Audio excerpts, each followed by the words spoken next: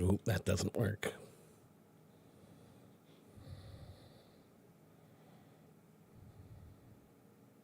Ooh, maybe I could do that. That might work.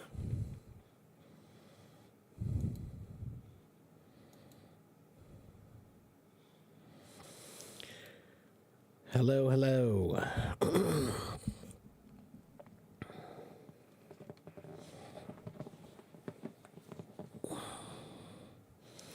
What's up?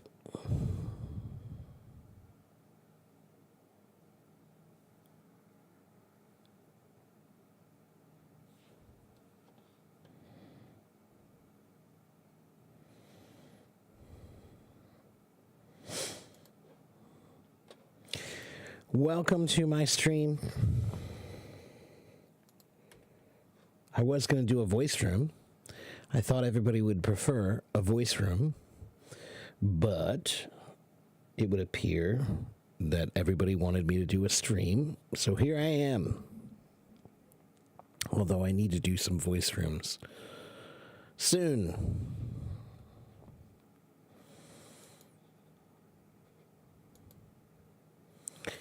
Hello, Gazal. Hello, Jen. Hello, Anna and Angelica. And how do you even pronounce that? Oh, I don't know. Good. You're gone. Anyway, Angelica, hello. Hola. Angelica. Hello, Sabrina.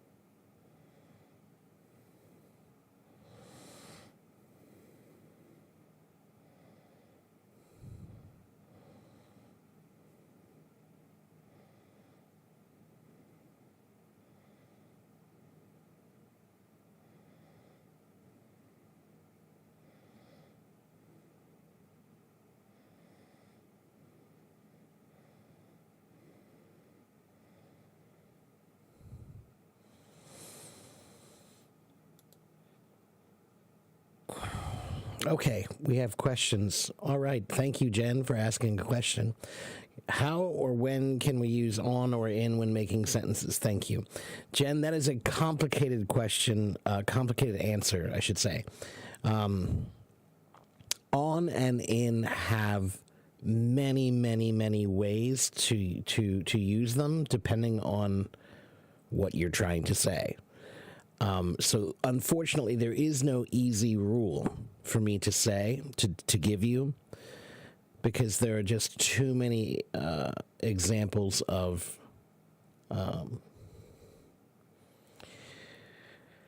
exceptions to the rule, right? So what I would say is prepositions in general. Many people have difficulty with prepositions. Should I say in or on or at or with or to?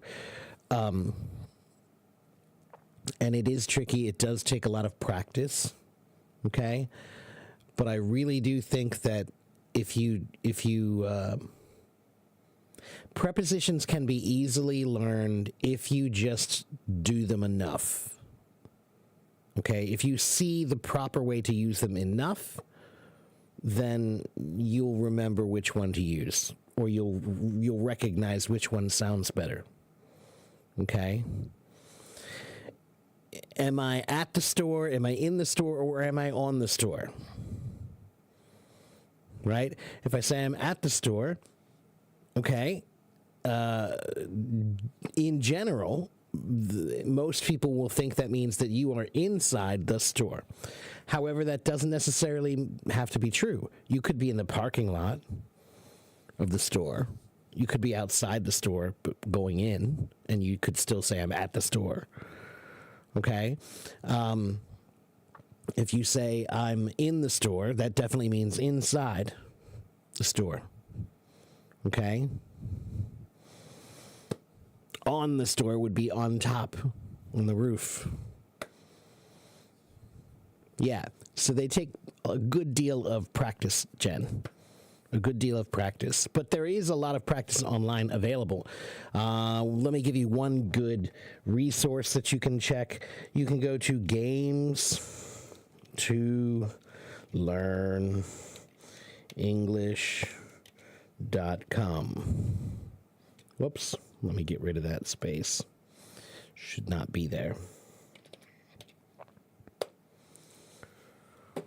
GamesToLearnEnglish.com. They have a bunch of vocabulary and grammar and, you know, different exercises that you can do that are games, right? And they definitely have a few for prepositions that I use for my students, and they help a little bit, okay? Hello, Nash. That's an interesting way to spell it. Okay, so again, if you have questions, then you should ask them. Know what I mean, Jelly Bean?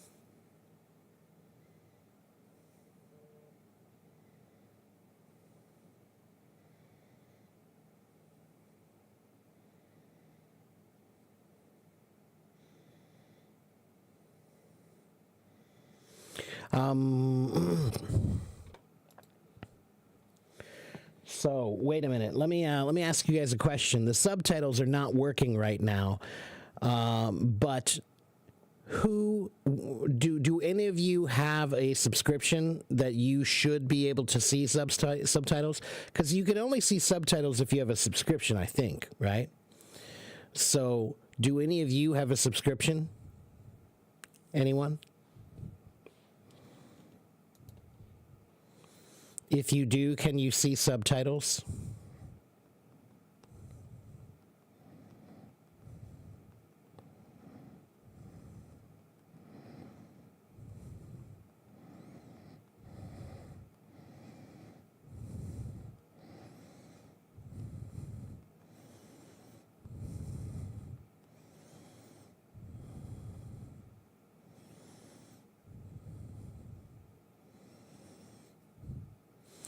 Ghazal says, I cannot see subtitles, as you said before. Sabrina says, no. So again, what I'm trying to say is, can you see subtitles from other streamers? Or is it just me?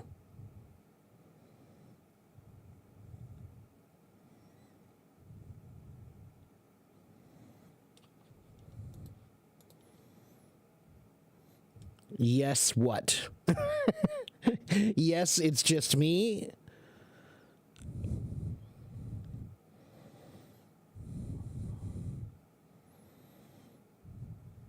Hello?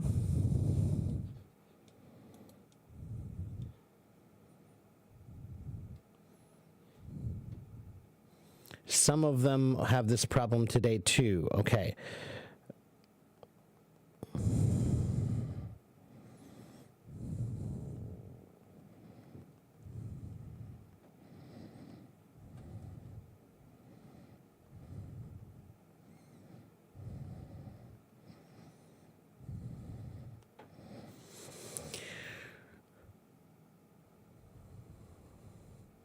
Anyway, well, I'm working on trying to get them to fix the subtitles because there were subtitles for me before. So I don't know why they disappeared suddenly.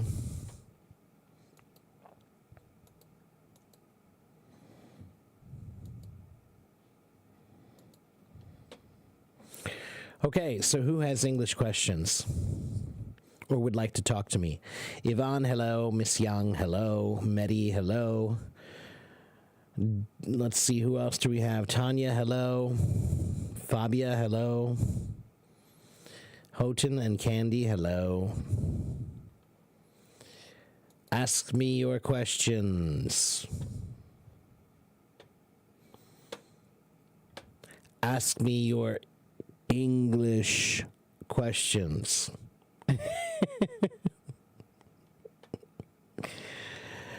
Right, Sabrina says the subs are only for premium. Right, so that's what I'm trying to say. Is does anybody here have a premium subscription, a VIP subscription? If you do, are you able to see any subtitles?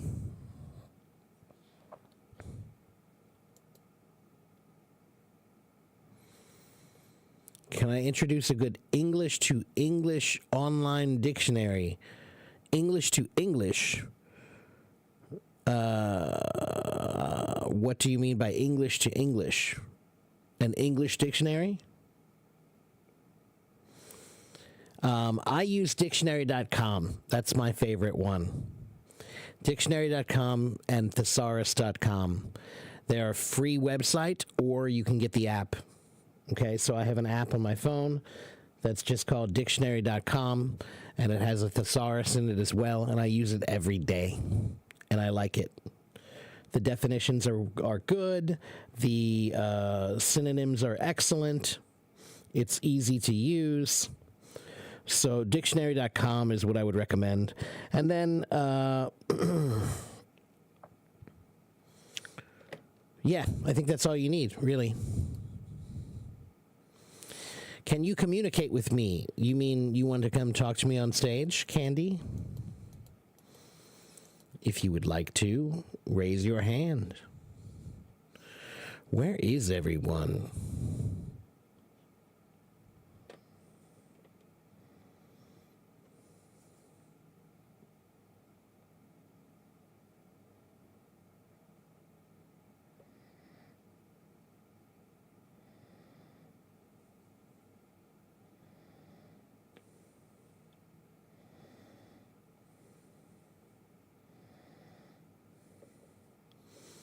I'm waiting for your questions.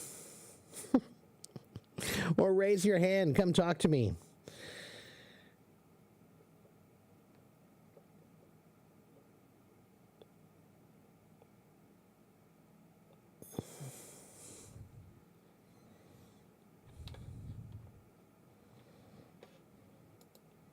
Oh, there's Candy.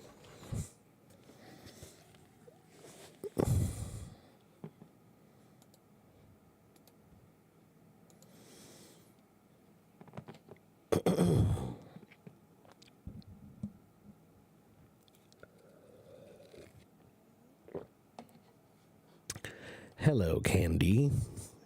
Hello, Mark. Is your English name Mark? Yes. So Thank you. You're welcome. And you are in China. Where are you? Are you in Beijing or where?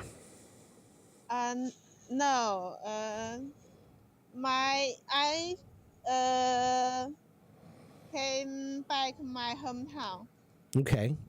什么城市? Yeah, it's Jiangxi province. Okay. Yeah, All right. near Guangdong province. Okay.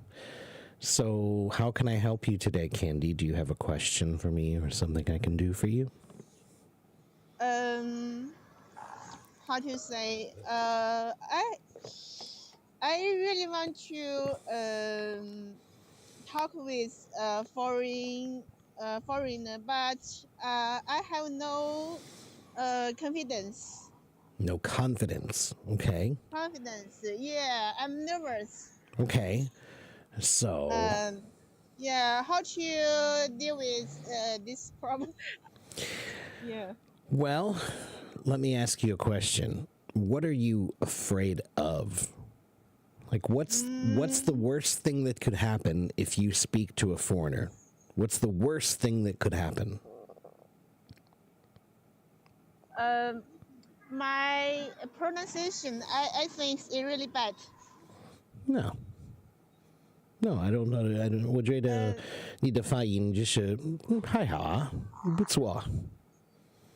我可以听得懂你说什么，所以就是 OK。Okay, thank you. And there are maybe two kinds of pronunciation.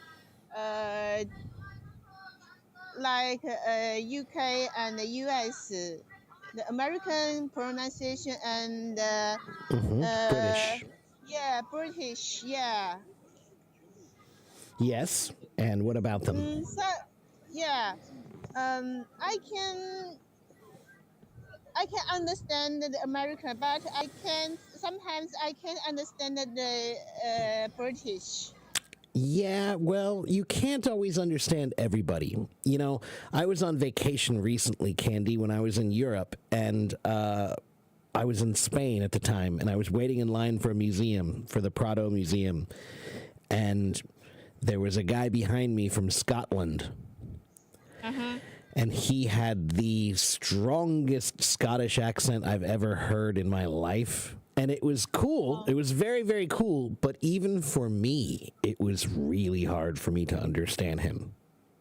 I mean, I had to really listen. I had to listen carefully to him and think about what he said before I spoke. You know, because there are some accents that are difficult to understand.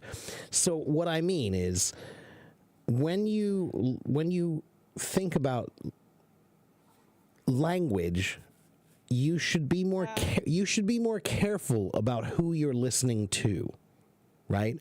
So, for example, You mean okay? let me explain. If you learn a musical instrument like the piano, if you take piano lessons, your teacher will tell you, you should listen to this person who's a great pianist, and you should listen to this girl, she's a great pianist, and you should listen to this woman, she's a great pianist, or he's a great pianist. She will tell you, you should listen to these 2 or 3 or 4 people, they're really great, listen to them, right? She won't tell you, or he won't tell you, you should listen to everybody in the world who plays piano. But that's what you do with language. You listen to everybody, and you're worried because you can't understand everybody. But that's because there are some people who are great speakers and some people who are not good speakers, right? And so you can understand the people who are great speakers, but you can't understand the people who are so-so. So don't bother. Don't make your life more difficult by trying to listen to someone who doesn't speak as well as they could. Start with listening to someone who speaks well and use them as a good model. Okay? So you need good models. When you're trying to listen to people, you need good models. So don't just listen to everybody. And if you can't understand some people, that's okay. That's normal. There are some people, when they speak Chinese, I can't understand them either. Maybe because of their accent, or they speak too fast, or they use some words I didn't understand, or some local language I don't know. Right? So... but do I worry about that? No, I don't worry about that. As long as there are some people who speak Chinese, and when they speak Chinese, I understand them completely. And so I know I can understand some people, and I will continue to try to improve. I will continue to try to listen to more and more and try to understand better. So, for example, there's a TV show, a famous TV show called Seinfeld. It's a very old show from the 1990s, late 80s, early 90s, I think. Okay, and in this show, I've been watching that show for decades, since the show came on many, many years ago. So I've seen these episodes many times, and there's one episode that has a guy who's speaking Chinese, right? And I've been learning Chinese for many, many years. And for the first year when I was learning Chinese, I couldn't understand his Chinese at all. When he spoke, I was like, wait a minute, that doesn't sound like Chinese to me. Wait, I don't understand him. So that was maybe 8, 9 years ago. I couldn't understand him at all. Then maybe 5 years ago, I listened to him and I was like, wait, I understand a little bit of what he's saying now. I think he said this here and he said that there. So now I understand some. Then maybe a year ago, I started listening and I was like, wait, I think I understand everything he's saying now. So my ears have improved over time. Okay? So it takes time. It takes time. Your ears are an instrument. They take practice. Okay? You think that listening is not a skill, but listening is a skill. You must practice it to be good at it. Okay? Okay. Yeah. Go ahead. I'm afraid of mistake. Oh, yes, you're afraid of mistakes. Right. So, again, it's funny. When you ask most people what they're most afraid of in life, many, many people will say public speaking. Right? So Yeah. they could be afraid of a bear, they could be afraid of lions or tigers, they could be afraid of sharks. But no, what they're most afraid of is public speaking. And it's really weird. Yeah. It's weird because if a shark attacks you or a bear attacks you or a lion attacks you, you could die. But if you have a conversation with someone and you say the wrong thing, are you going to die? Probably not. Probably not, right? So why do we worry? Why do we worry so much about conversations? We get so nervous about them. So the secret, Candy, for improving, this is actually a very important thing to understand about learning. If you want to learn well, you have to be willing to be embarrassed. If you want to learn well, you have to be willing to try and fail sometimes, but keep trying. So if you're afraid to make mistakes, then you are afraid to improve. Yeah. Okay? And my vocabulary is not enough. Just a little. Okay. So what are you doing to practice? How are you trying to improve? Pardon? 每天你做什么英文功课英文的做什么 What do you do? Okay. I listen to this app every day. Okay. No speaking, just listen. Okay, good. Yeah, every day. Yeah, and then listen to others how to say, how to express. Okay. All right. So, Candy, if you want to improve in language, you need to think about all of the parts of language. Okay. And grammar has many, many parts, right? It has 8 parts. I think it has 8 parts. I'm going to tell you what the 8 parts of grammar are. Okay. So, reading, writing, listening, speaking, thinking, grammar, vocabulary, and pronunciation. Those are the 8 parts of grammar. Or, I'm sorry, 8 parts of language. All right? So, yeah, 就是读的、写的、说的、听的、想的、语法、发音跟词汇。Okay. All right. So you need to think about reading. How am I practicing my reading? What am I doing for reading? What can I do to improve my reading? Do you have a plan? Okay. 你需要一个读的计划。Okay. Yeah. And then writing. How are you practicing your writing? What are you doing to practice writing? Do you have a writing plan? You need one. Okay. This year I'm already 33. I always think I'm old. older to learn. No. I'm 49. 49. Yeah, 我是19岁，可是每天我非常喜欢学很多的东西，很多的科目。Many different things I like to learn. The secret to staying young is learning. If you always keep learning, you're never old. As soon as you stop learning, you're old. Yeah, some people told me we should learn all our life. Yes, you should. Yes. Yes. Yeah. That's right. You Use should. our lifetime. Yeah, that's right. You should. Yeah. So, what I'm going to tell you, Candy, is sometimes people they say to me, "I'm shy. How can I fix my shyness?" And I tell them this. I ask them this. What's more important to you? Is it more important to you to learn, or is it more important to you to not be embarrassed? Imbalance. Ah, see, but that's why it's the problem. It needs to be more important to you to learn. Right? Yeah. You care more about being embarrassed. You need to care more about learning. Okay. Understand? Yes. So when your body says I'm shy, when your body says I'm nervous, you need to tell your body I care more about my learning. For example, Candy, if you have a little girl, you have a daughter, and she runs into the street and there's a car coming, are you going to be too shy to tell your daughter there's a car coming?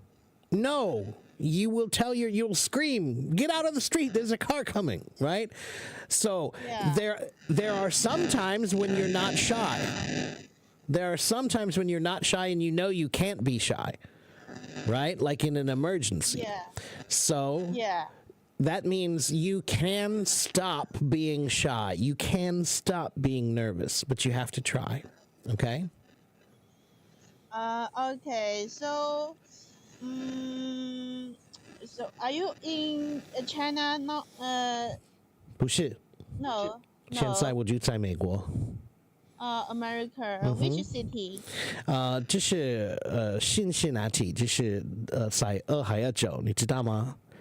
在中部，美国在中部。 I've heard about it. Just heard. Yeah, okay. Yeah. I want to go to America in the future. 欢迎光临。 Yeah. My cousin's sister she's in America and maybe her nationality is America. Oh, interesting. Hello, Simon. One moment, Candy. Simon is here to help me with the subtitles problem. So I can see her subtitles in her screen. I can't see anything I say. Nothing I say comes up with subtitles anywhere. Yeah, only Candy. Only me? Yeah, right. So when she speaks, there's subtitles. But when I speak, nothing. Yeah, Simon says I see it. Okay, so yeah, something's weird. And it's only been for the last, I don't know, I think I've noticed it for the last few weeks. Right, you can't see mine either. Right, there's a problem. Yeah, so I can't see them either. I used to be able to see my own subtitles even if they couldn't, right? I could, but now I can't. Yeah. All right, well, anyway, thank you, Simon, for coming to check on that and seeing what the problem is. I'm sure you'll get back to me and let me know what's going on. But Simon is on it, everybody. He'll try to fix it as soon as he can, I'm sure. Thank you, Simon. So, Candy, the secret to practicing, though, okay, is it's hard to practice English when you live someplace where nobody speaks English. Yeah. Right? But just like it's hard for me to practice Chinese because nobody speaks Chinese here, right? So what do I do? How do I practice Chinese? Do you know? Chinese. Yeah, I practice Chinese every day, a lot. So how? How do I practice Chinese every day, a lot? If there's nobody here. You can talk with the Chinese in this app. 可以啊，可以啊，可是我觉得有时候我找不到一个人可以说话跟我，所以你所以可以跟我说，我现在有时间。好，可是每天我不需要一个别的人跟说话，不需要。如果我要联系英文，不是联系中文，我可以联系想的。所以什么？联系想的，想，think, Think. yeah, think 想 right? So I think in Chinese every day. 如果我看电视，我想中文；如果我做饭，我想中文；如果我去商店，我想中文。Okay. In our country, WeChat is the most popular communication app. 我知道。What about your country? Facebook and TikTok and Instagram. Okay. Yeah. But WeChat can use phone. We can call others. You can call others with Facebook also. Facebook has what's called Messenger, and it comes with Facebook. Yeah, so I use Facebook Messenger to talk to people all the time. Okay. Well, and another question. We also use WhatsApp. I forgot WhatsApp. That's the other one we use. WhatsApp. Yeah. Okay. Which app do you buy products? No. Buy goods. Life goods. We don't. Americans don't use digital pay too much yet. Not yet. So, like for example, on my computer, if I buy something from Amazon on my computer, then yes, I use digital pay on my computer all the time. But when I go to the store, I very rarely use my phone to pay for things.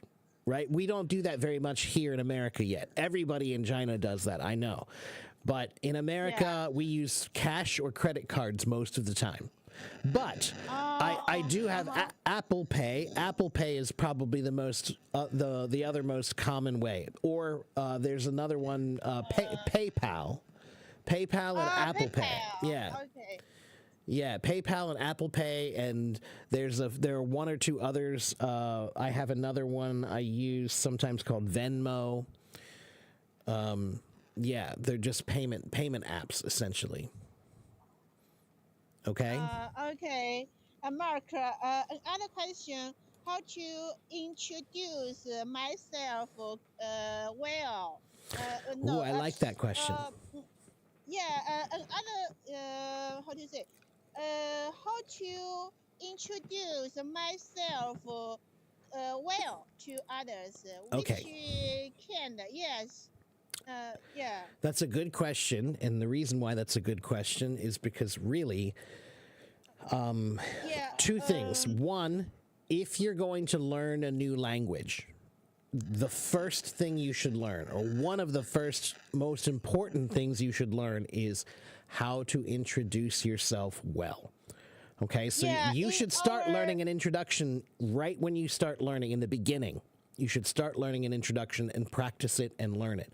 But there's another problem is today, because of social media, people are very lazy about introductions. So most people do not introduce themselves well, and it's a problem. And if you know how to introduce yourself well, you have a great advantage to everyone else. So it's good that you asked this question. So Candy, here's what I want you to do. I want you to sit down and write what you would like to say. If you said it in Chinese, what would you say? How would you introduce yourself in Chinese? Write that out.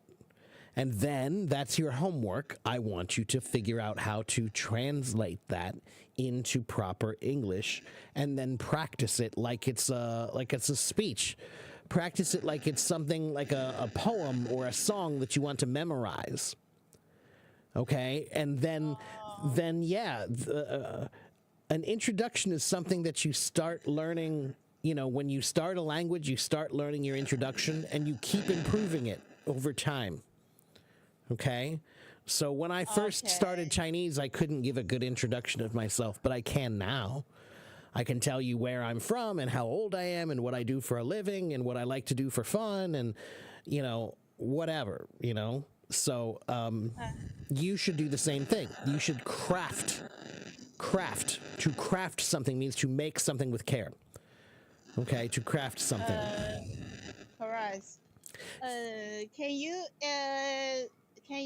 try to express your Chinese introduction? Sure. 你好，我是马可，我是英文老师，美国的英文老师，我是49岁。let's see，2016到2020我就在台湾教英文。这是为什么我要学中文。我觉得中文很有趣，跟很有趣。我觉得这是很有趣，学中文。我也喜欢听音乐，打鼓跟做饭。Okay, wow, your Chinese is great. So, that's the reason I can do that is because I can think that. Yeah, you know Okay. a lot of Chinese. Yeah. Okay, and that's not what I say every time. That's that was improvised. That was improvised, which means I when I was young, when I was starting Chinese, when I was younger and I was learning Chinese, I did memorize what I would say first. Now I don't memorize anymore. Now I can just speak freely. Yeah. So, you introduce you a lot. So if I introduce myself to others, can I reduce? Yeah, of course. Of course. Yeah. I was just trying to show you. Yeah. I was just trying to show you like a very full introduction, right?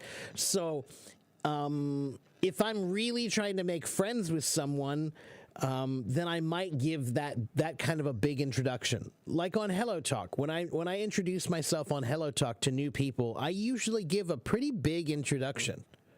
Okay, but if you're not comfortable with that, you don't have to. But I do think it's important to give some personal information, because when you're trying to meet a new person, you're trying to make a connection. And in order to make a connection, you have to take a little bit of risk. And that risk is telling them something about you, right? So tell them something about you, and now they say, oh, well, she told me something about her, so I should tell her something about me, okay? Yeah.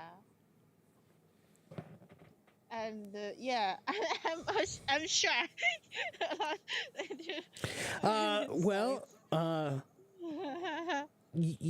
Candy, there's another thing I like about learning languages is when you learn a language, you have a new name, right? So Candy is your English name, but you have a different Chinese name, right?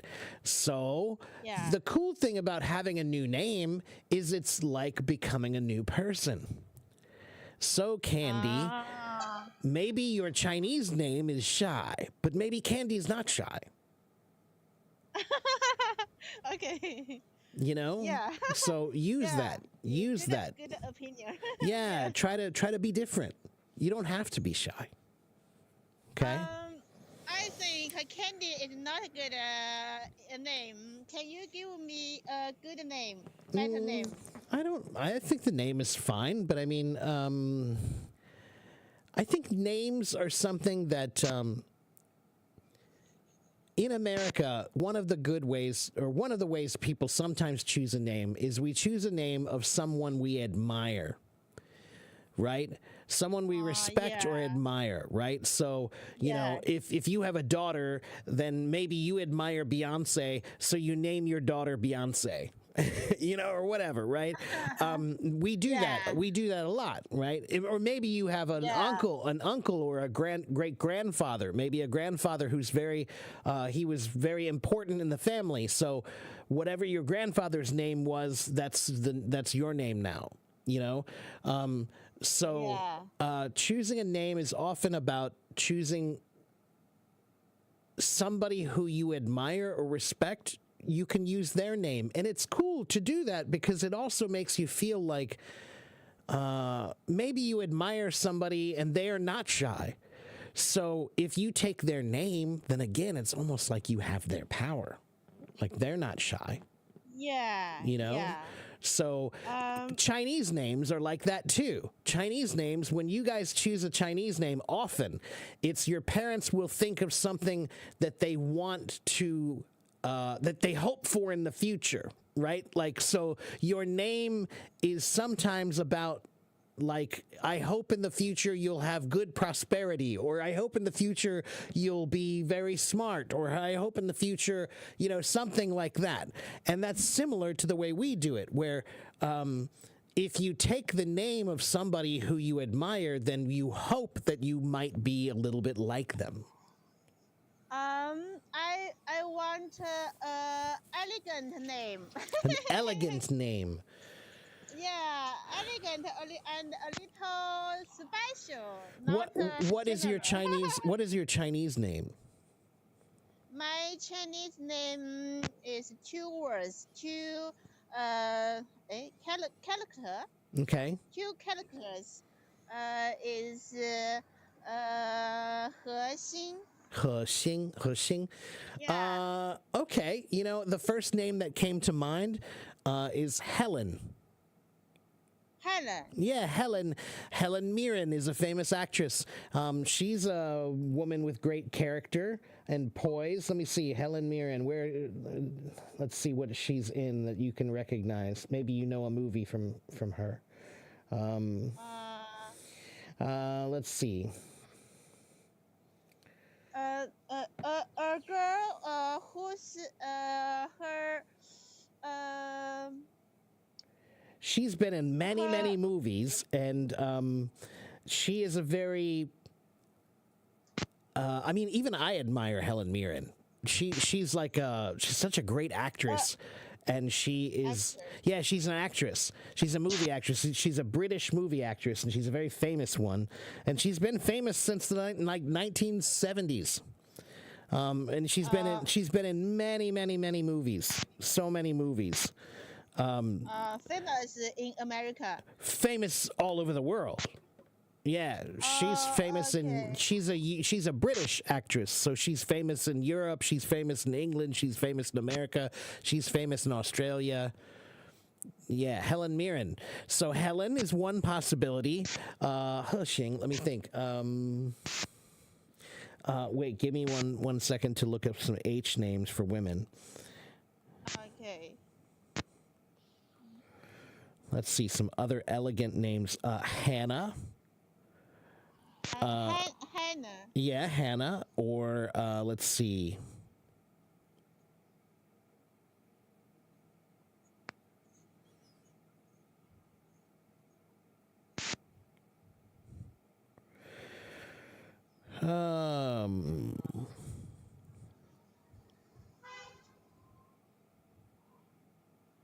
Hope. That's a pretty name. That's always a pretty name. Hope.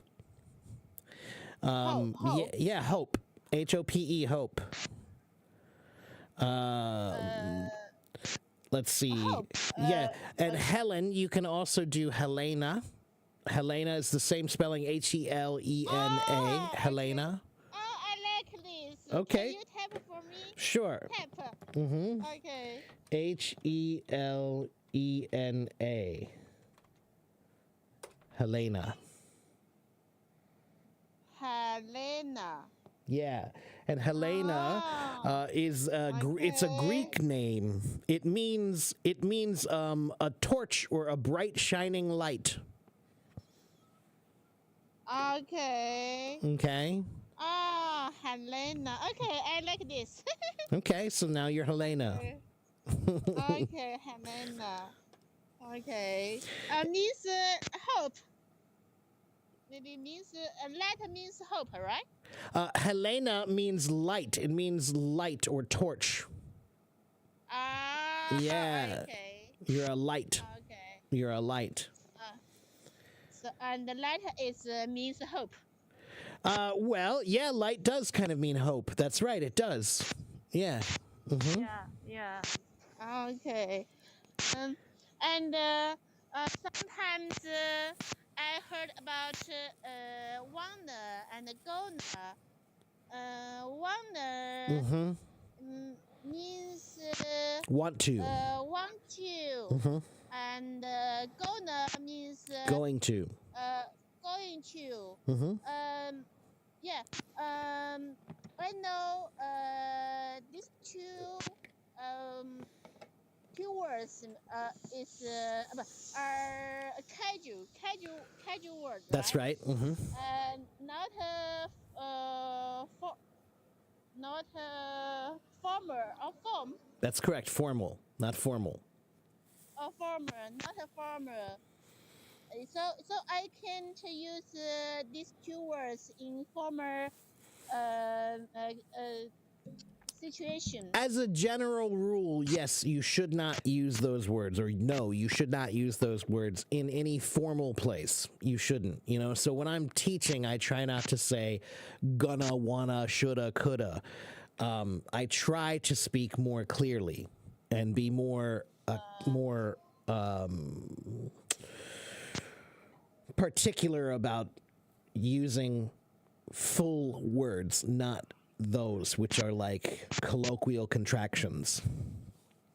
Okay. Okay. Okay. So, but I will tell you that you will hear them. They're so common now. They're so common now that you will hear them in some formal places sometimes. It's because, Helena, it's because when you speak English or speak any language, the more you speak, the faster you get sometimes, right? And words start to become kind of shortened, right? So, for example, where I live, sometimes the way we say hello, we say howdy. Howdy means hello, how are you? Okay. But it's like, that's like a lot to say. Hello, how are you? Hello, how are you? Or you can just say howdy. Okay. So that's the same thing as gonna, wanna, shoulda, coulda, is going to, want to, should have, could have, right? You can say those, and you should. If you want to be very clear, then you should. But it's casually accepted, and it's common. Okay. Okay. Okay. How to say? Do you think 33 is old age to learn a language in English? No. Not at all. No. No. Okay. I started learning Chinese, I think, when I was around 32. 32. Okay. Yeah. So, Okay. no. And again,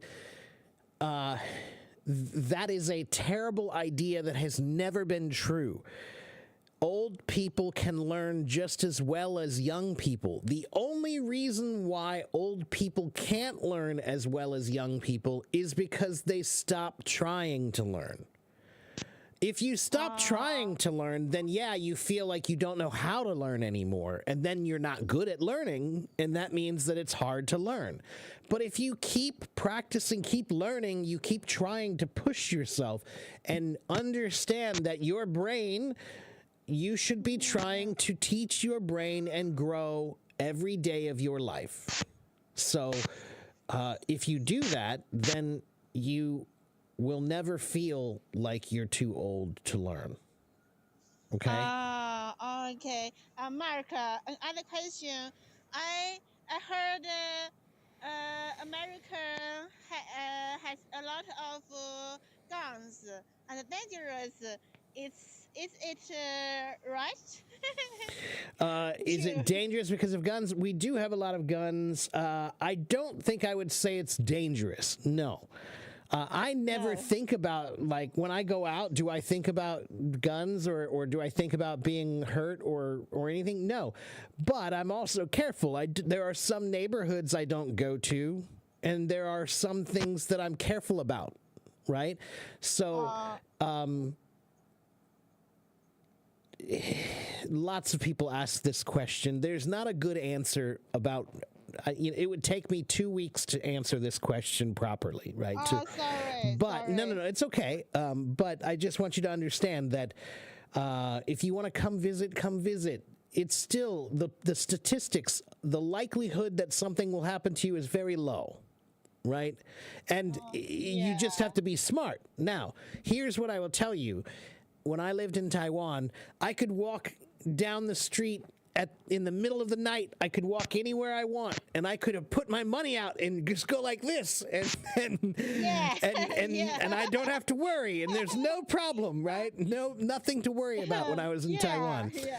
But here, no. I keep my money in my pockets. I keep my money away. Sometimes I would put my money in my sock when I was younger. I didn't keep my money in my pockets or my wallet. And when I walk down the street, I walk pretty quickly, so I look like I know where I'm going, like I have someplace to go, right? And then when I'm walking, sometimes I pay attention to who's behind me. Is there someone behind me? Sometimes I'll look in the glass, right, in the building. As I walk by, I'll look in the glass and see if there's someone behind me. We call this street smarts. In America. You need street smarts, okay? If you're stupid, if you walk into a bad neighborhood and you start counting your money while you walk down the street slowly, you're asking for it. You're asking someone to rob you, right? So, is America a dangerous place?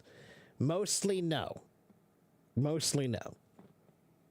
Okay. Yeah, I do really want to go to America, but I'm afraid of guns. Don't worry about it. Don't worry about it. Yeah, no, you should come, but you should just plan, and you should know where you want to go. And the best thing about one of the best things about Hello Talk is, maybe you decide, I want to go to America next year, and I'm going to go to Chicago, okay, or New York City. Okay, great. So why don't you start making friends with somebody from Chicago or New York City right now? Start making friends with somebody who lives there right now. Then next year, when you take a vacation and you go there, you can ask them. You can say, hey, we want to go to this restaurant. Is that neighborhood safe? And they'll say, yes, it is. Don't worry. Yeah, it's a great restaurant. Go there. Or they'll say, no, that's a bad neighborhood. You shouldn't go there. Okay? So if you make friends who are locals, they can tell you everything you need to know. Yeah, and I heard that if you how to say, go straight to neighborhoods without allow the neighbor can show you. No. No. No. It's not that bad. No, we don't have anything like that. No. Yeah, no. Look, there are only a couple of neighborhoods in all of America. There are a couple of neighborhoods that I think are really dangerous, and I wouldn't go there ever. But most of the places, they're not nice places. They do have some crime, and you do have to be a little careful, but I wouldn't worry too much. And you have to remember, America is huge. It's huge, right? So, for example, if you come to an area like where I live in this neighborhood, I don't worry about crime here at all. I don't think about it ever when I live here. This is a nice area. There's nothing to worry about in this neighborhood. Okay? So, but my old neighborhood that I used to live in downtown in the city, that was a neighborhood you had to be a little more careful about, So, yeah. So, if you want to plan a trip, then plan a trip. Just plan it well. Okay? So, do you go outside with a gun? I don't have a gun. I don't like guns. I don't have a gun or like guns. Yeah. Not every American has guns. Not every American. Okay? My fam, none, of- no, I I see. don't think anybody in my family has one. I don't have one. Yeah, yeah. Maybe need a license. You don't. Don't. You don't. No. In America, you need a license to drive a car. You need a license to go fishing. You need a license for business, but you don't need a license to buy a gun. So you can get one if you want. Most people, yes. Okay. I think everyone has his temper. Right. Yeah, yeah. That's I one reason I don't want one. I don't want one because I know I'll get mad one day and be like, "Where's my gun?" You know, like so I don't want to do that, right? I don't want to be that guy, you know. So I don't like them. You know, I wish my country didn't have that terrible reputation, but I know we do. So. All I can say is don't think about it that much. Don't worry about it that much. The news makes it sound like it's a lot worse than it really is. Okay? Our crime is a lot worse. Okay, put it this way. Candy, would you visit America in 1975? If you had the chance to come to America in 1975, would you visit it then? Pardon? If you had a chance to go to America, but the year is 1975, would you go then? No. Do you think that do you think the crime was worse then or better then? I don't know. Right. So, for example, Candy, when I was a boy, when I was growing up, we thought there was no crime. We didn't talk about crime. I left my door open. We would run in and out of the house without a key. You know, it felt very safe when I was a boy. But the truth is there were many, many bad crimes when I was younger. But the difference is when I was younger, we didn't have 24-hour news. Now we have 24-hour news. So what that means is when one bad thing happens, excuse me, they talk about it for 24 hours for 24 days. You know? So the problem is everybody starts thinking they're talking about how bad the crime is, so the crime must be bad. But the truth is that the numbers are actually not bad. The numbers are not bad at all. The statistics are not that bad for crime. So, you know, but we talk about crime all the time because bad things do happen. And when they happen, then they're on the news. And when they're on the news, they talk about it forever. So it feels like it must be bad because they talk about it all the time, but that's just not really true. Okay. I do really don't understand why your government allows the gun. In our country, we can't get a gun. I know. Well, Candy or Helena, it's a very complicated question. Like I said, it would take me a long time to explain it. It has to do with American history. If you learn about American history and how my country was created, then you'll start to understand why. Okay. So it's a really important part of. Okay, let's put it this way, Candy. My country was. Here's a quick history lesson. My country was started. My country was started by England. Right. So originally we were part of England originally, but we got mad at England. We didn't like them because they weren't listening to us. We had problems and they weren't listening to us. Right. So we got mad. We said, hey, if you're not going to listen to us, then we want to be our own thing. We want to do our own thing. We want to be our own country. So here's the thing.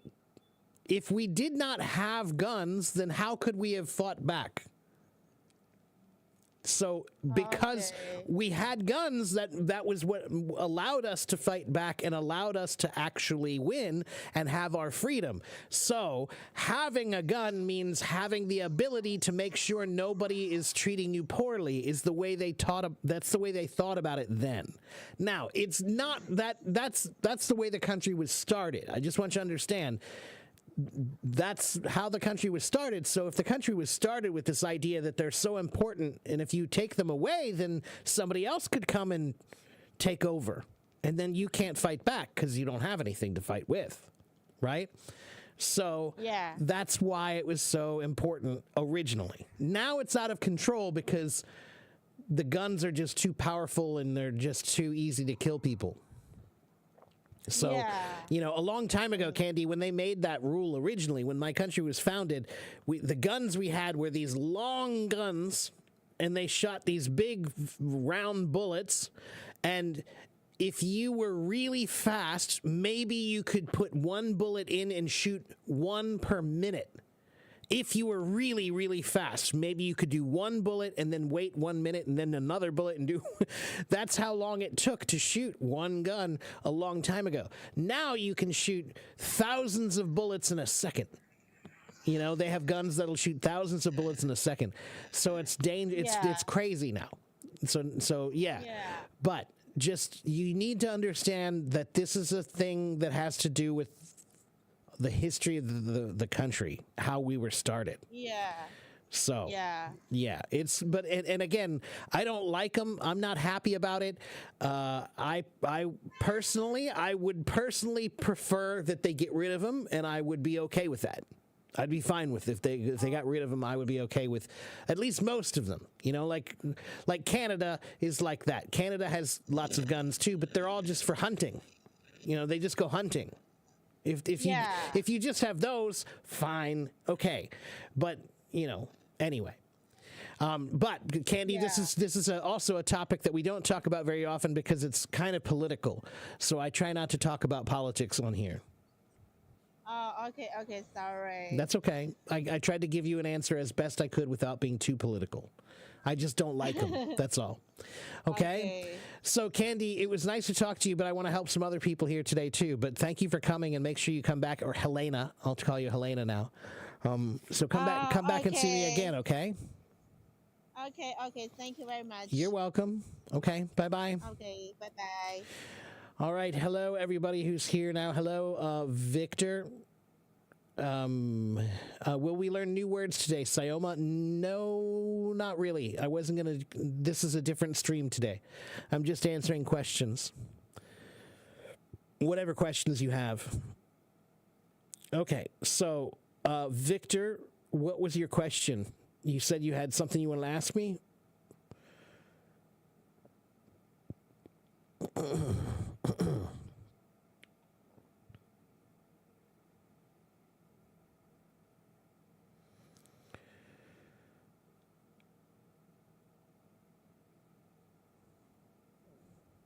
Hello, Fluke.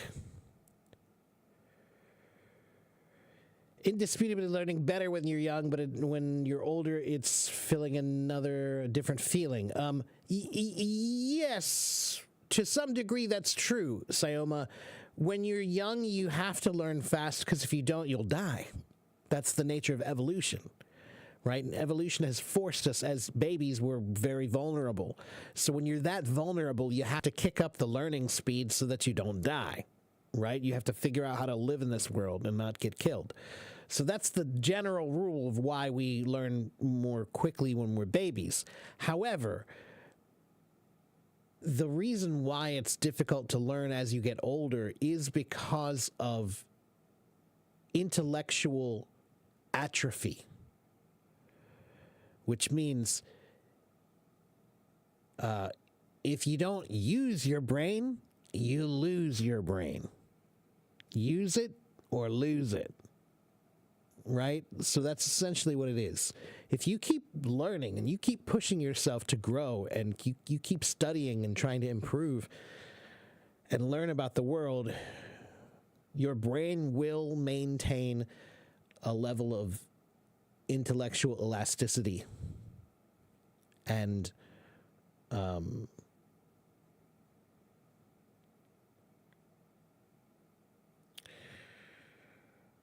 what's a good way to put it? Intellectual elasticity and agility.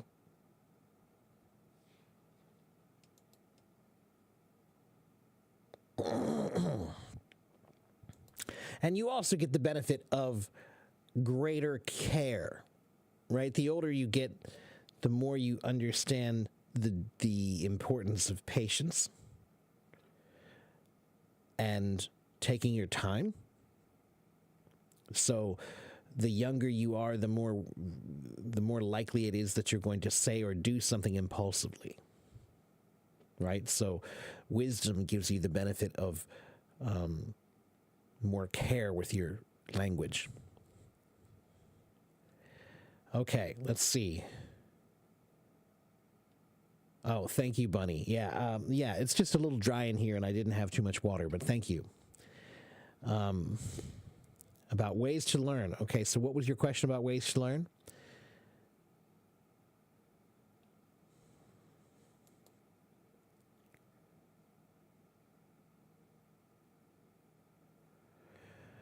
When I feel upset, how can I express that won't sound rude? Dan, that depends on, can you give me a situation? Give me an example of a situation, and I'll try to tell you the best way to describe, to tell somebody how you're upset in that situation. Okay? Give me a situation. Is it better to talk with you, Teacher Mark, than write in comments? I didn't realize. I'm sorry. I didn't realize you were raising your hand, my friend. No, you can talk with me. Sure. Come on up. And let's see. Ooh, look at that. Sarcopenia. Hello, Victor. How are you, my friend?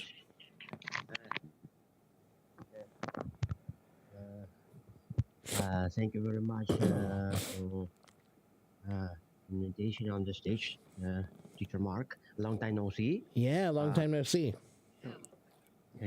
Yeah, I got a question about what is the best way to learn. It's a frequently asked question, I think, to you, Teacher Mark. But it is the best. Of course, it depends on person.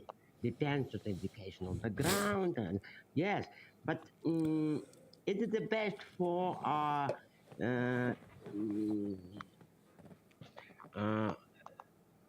people to learn individual or in group, online or in real school. That is my question. Okay.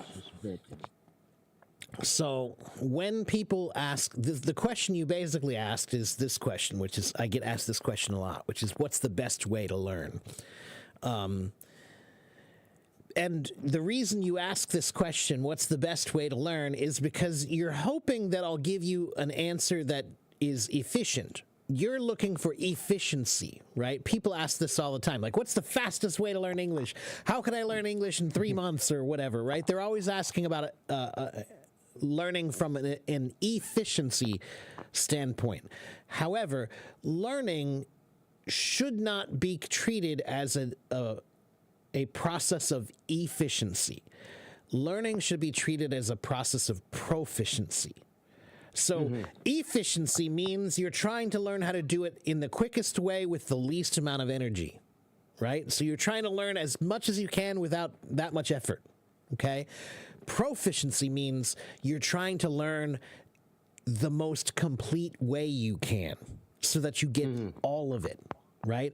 So that's step one, is you need to understand that if you want to learn, you have to get rid of this idea about getting to the top of the mountain.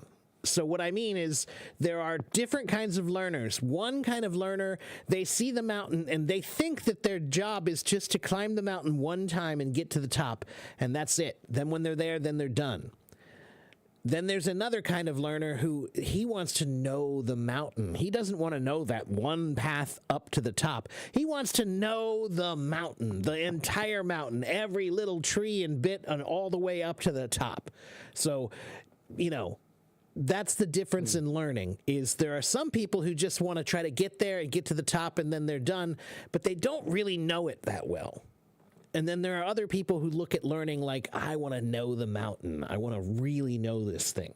So you should have books and videos and apps and live streams and classes and individual lessons and group lessons, and in schools and, private tutors and family and friends and live streams and podcasts and anything that you can get your hands on, right? So if you ask a neuroscientist, what's the best way to learn? they usually will answer something. They have a word that they use. Some of them they talk about overlearning.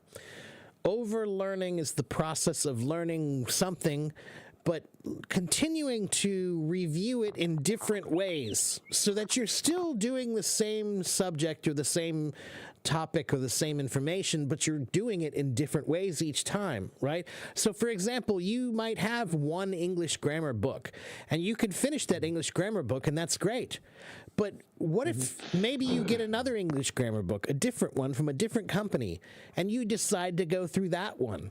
Well, guess what? Maybe in chapter 3, the thing that they do there, maybe they explain it better than they did in that other book. So now your understanding of it is much better because they explained this one thing better, right? So you need to try to find as many ways to do the information as possible. You can play games, you can read, you can write. I like to use the word experience. What I mean is I don't want you to use words, right? When you learn new words, I don't want you to use them. I want you to experience them, right? And this is the same thing with grammar. I don't want you to learn grammar. I want you to experience grammar, right? So what that means is you have to find practical ways to actually use these things, right? So, and then the other point that I was going to want to make here about all of this is usually people, when I give this answer, people say, but I don't have time for that kind of learning. I'm an old man and I've got a job and a family. I can't do that, man. How am I going to do that? You're right. You can't do it. You can't just like say, well, I'm going to study 10 hours every day. No, but you can find ways to make learning part of your lifestyle. So, for example, how many people, how long do you take in the morning to get ready? You know, when you go in the bathroom, what, 20 minutes? You know, maybe you've got 20 minutes, you're in the bathroom, you're brushing your teeth, you're getting a shower, you're washing your face, you're getting ready for work, whatever, right? You got 20 minutes there. How can you make that 20 minutes educationally valuable to your life? Can you find a way to turn that into a learning experience? So it could be something as simple as, for English, you could write little notes all over the bathroom with English words. Maybe you're a beginner and you need to know toothbrush and toothpaste and mirror and sink and write those words up there. Or maybe you're an advanced student and you could write things like topics of, like have a list of topics in your bathroom. Like, for example, if you could only take 3 things to an island, what would you take? And then while you're getting ready for work, every morning, 20 minutes, try to answer that question. Try to think of that question. Or listen to a podcast. When I'm getting ready in the morning, I like to put on a podcast and listen to something, to get my mind going a bit, right? So when I'm cooking, I try to find ways to learn. When I'm getting ready for, work, or when I'm in the bathroom, I try to find ways to learn. When I'm driving, I find ways to learn. When I'm watching TV, I always try to find ways to learn when I'm watching TV. When I watch TV shows, I always imagine if Albert Einstein were watching this show right now, what would he be thinking? I try to imagine, what would if a really smart dude were watching Friends right now, what would he be thinking about with this show? Maybe he would think about the social interactions, the sociological aspects, or the psychological aspects, or maybe he would think of something completely different, But I try to. TV is a wonderful thing if it's used properly. But there's a problem today. The problem we have today, it's a disease, I think. It's a really big problem, is too many people are looking for opportunities to turn their brain off. Everybody wants to turn their brain off. You're tired. I'm tired from working. I don't want to think. Let's watch TV. I'm tired from working. I don't want to think. Let's play video games. Exactly. Yeah, you turn your brain off. But what I'm trying to tell you is I really think you need to think about that more. turning your brain off is just not a good thing. It's okay to do every once in a while if you really need to rest every once in a while. But if turning your brain off is a regular part of your life, then you are wasting opportunities for growth. All of those moments that you could be using to grow. Yeah, I got opportunities, but unfortunately only 22 hours. So I am old. I am not young. So I have chosen my way to learn at school. At school, it's real school, not online. Okay. I will study not online now. I think uh, it will be better for me to study in group and Okay. in real life. Okay. So I just wondering how how is it to be a student just because I was at the university a long time ago. So and that's a new experience for me because I never be a student of a language school. Wow, good for you, man. That's awesome. Yeah, yeah. That's really great. Yeah, and again, never be afraid to go back to school. Never ever be afraid to go back to school. And I don't care how old you are. I will never understand that. I'll never understand why we have this idea that school is only for young people. School should be for anybody who wants to learn, anybody who wants to grow, anybody who wants to change, anybody who wants to understand the world better. That's who school is for. So yeah, listen, here's what I will tell you. Yes, group classes are great. If you like group classes and you like being and doing real school and real life, then that's good. The only thing I will tell you that I want you to consider is if you have two books and one of them is excellent, one of them is the greatest book that on this subject, and the other one is it's not great, but it's okay. And they have there are one or two things in that book that are pretty good, right? Should you ignore this other book or should you do both?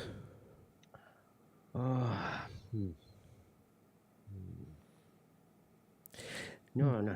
I think no need to ignore. No need to ignore that because this book is better and this book is not. Right. So what we say is don't let good be the enemy of perfect. Yeah. Right. So good is still good. That's what I thought. Yeah, Good is still good. Don't run away from good just because it's not perfect. Yes. Okay. So maybe the form of this class, the teacher yesterday tested me and my English level right now is intermediate, pre-intermediate, and intermediate. So I have opportunities to visit two classes. I think I would say that I think you're intermediate to intermediate advanced. I don't think I would say you're pre-intermediate. Pre-intermediate. No, I think you're at least intermediate or intermediate advanced. Your listening is good. Your thinking is good. You can speak freely, and your pronunciation is great. Yeah. So I don't. Yeah, but that's okay. But again, it's good. Sometimes it's good to start at a lower level because then you can review, and yeah.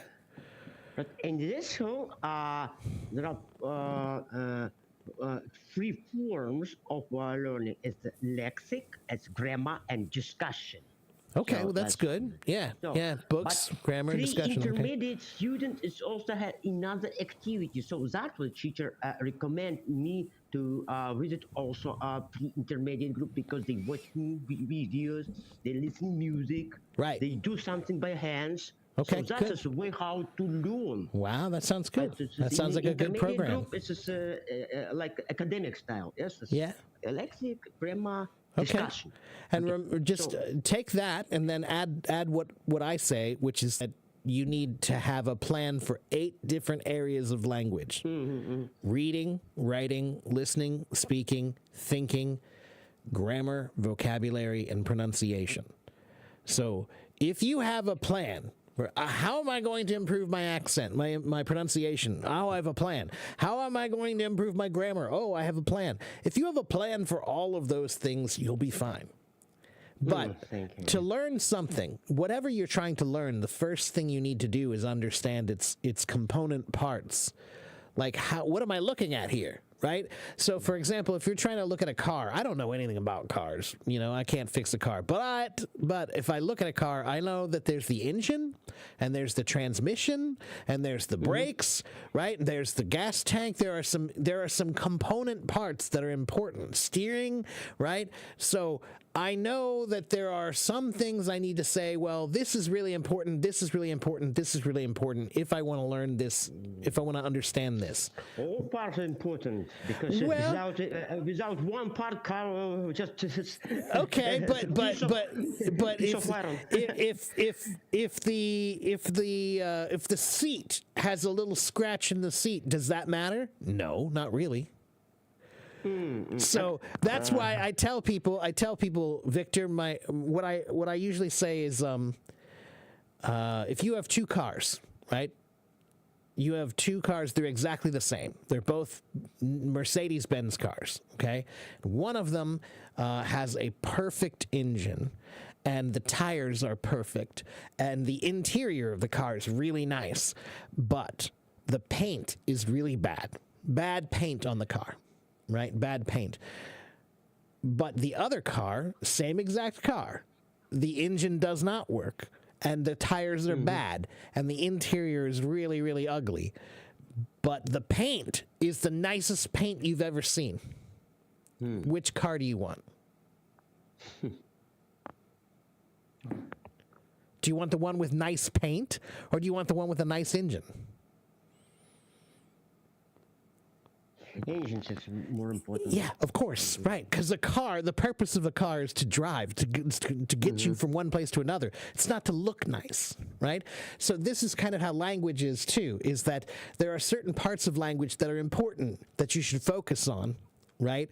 And that there are ones that are less important, right? So for example, that's why when I list my list, I say reading, writing, listening, speaking, thinking, grammar, vocabulary, and the last one I always say is pronunciation. And the reason why is because really that's the least important of all of them, right? Because pronunciation does not have to be perfect. It just has to be understandable. Right? So the goal does not have to be perfection. It just has to be, okay, I can understand you, right? So that means that pronunciation is one that I don't focus on in the beginning that much. I focus on grammar. I focus on reading, writing, listening, speaking, thinking. Those are more important, right? So component parts, anything that you want to learn, whatever it is that if you want to learn basketball, you have to think, okay, well, what are the component parts of basketball? Okay, offense and defense, and how many people are on a team, and, what are the rules, right? Like, those are the component parts of learning basketball. So this is something that I learned by playing drums, because it's funny how when you're learning, most people in life, I think that they go through life without ever actually putting the effort into learning any one thing truly, truly well. Right? Like most people, they go through life, and you go through high school, and you pass high school, and you go into college, and you get through college, and you get a job, and you do something. But you don't have a skill or craft that you're continually trying to make better. You basically just stopped, right? But when you're a musician, if you learn to play the piano, the first day you learn, you're continually trying to get better. And no matter how good you get, it doesn't matter how good you get, you're going to keep working. Tomorrow, you're going to keep working. The next day, you're going to keep working. Next year, there's no end to it. Right? So I really think that people need to consider this, that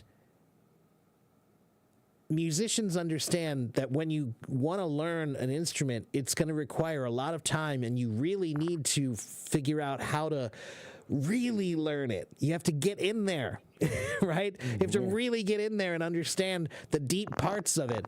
And so if you're able to do that, though, now you have this ability to be able to say, oh, I was able to learn this one thing truly well.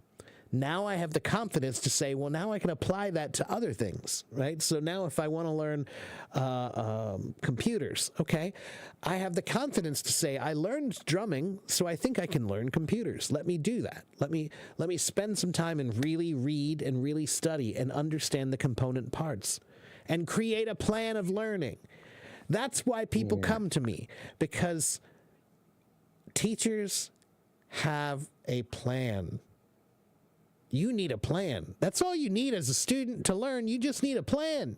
You need a good plan. Teachers can give you a good plan because they can see the plans a little better than you can.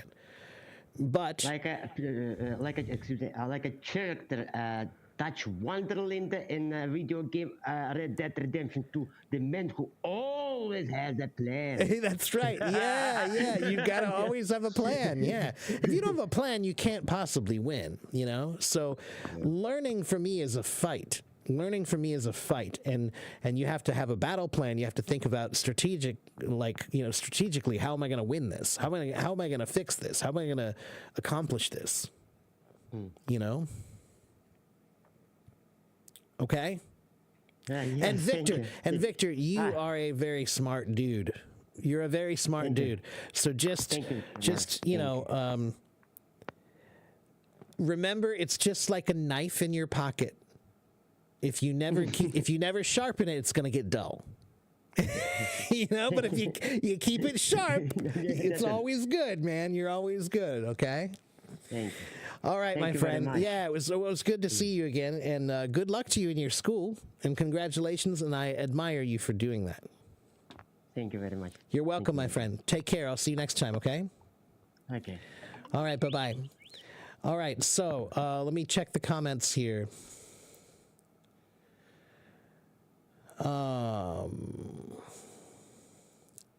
Dan, I'm still waiting for you to tell me a situation to answer your question. Oh, here we go. When someone's instead to exchange language, they guide the conversation to flirt or someone else. Okay. Dan, so you need to remember something, Dan. Let me explain to everybody here about Hello Talk. Hello Talk has, I don't know, some 40 million people on there, okay?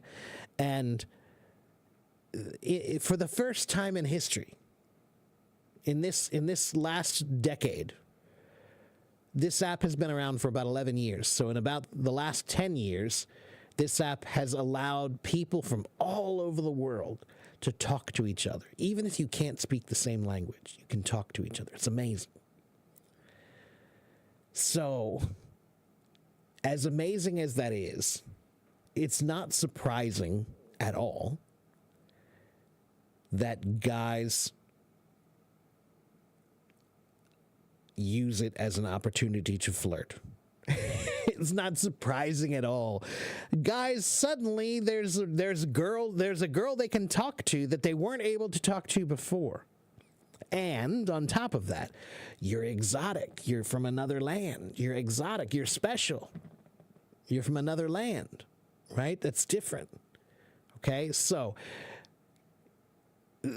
here's what I will say is it's not that hard to get rid of those people if you just keep telling them that you want to learn English. Just keep asking them questions about grammar. Keep asking them to explain present perfect tense. And if they can't explain it, then, just stop talking to them. Okay? And does black sheep mean good or bad people? Well, that depends on who you talk to, Mickey. I consider myself the black sheep of my family, and I think that's a good thing, personally. A black sheep just means somebody who's very different. Now, different has always been a word that some people see as being a bad thing and some people see as being a good thing, yeah? So,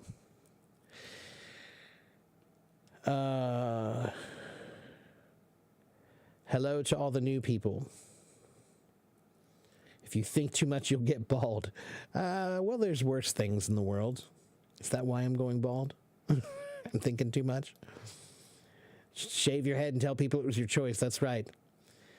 Afzal, I don't really have a schedule right now. I'm sorry. Okay, somebody else wants to come up on stage. Marwan or Bunny, you are welcome to raise your hand. Thank you for the gifts, everyone. Babinka, hello. Yeah, just keep a grammar conversation. I promise you. Ask them grammar questions. If they're flirting with you and you don't want to flirt with them, just keep asking them grammar questions, and I promise you they'll stop talking to you. Okay?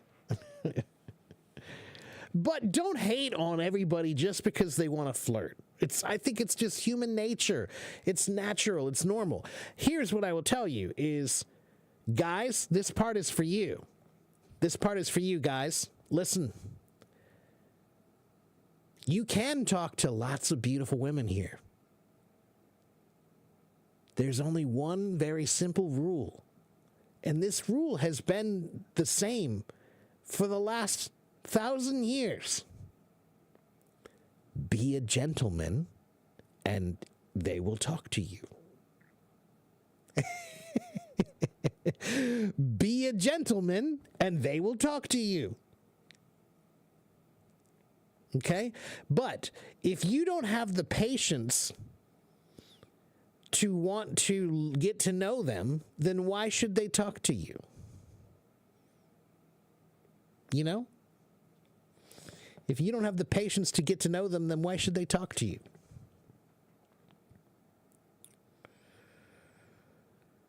Okay, who else wants to come talk to me? Raise your hand.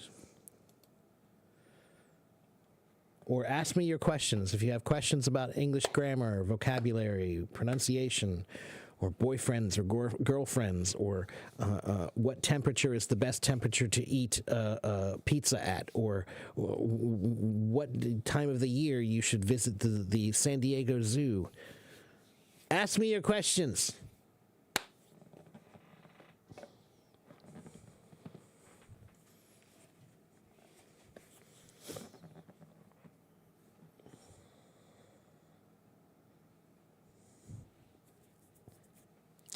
And, you know, I've been on this app for like 12 years, and I've never gotten warned, or I've never gotten reported, and I've talked to lots of girls. Why? Because I can. But respectfully, you know. And here's the other thing I will tell you, guys. Don't be so freaking desperate. Don't be so desperate. Let me teach you a great English idiom. Okay? This is one of my favorite English idioms. Desperation is a stinky perfume. Okay? So when you come on too strong, it stinks, man. It stinks. Girls are going to run away from that. Okay? Don't be so desperate.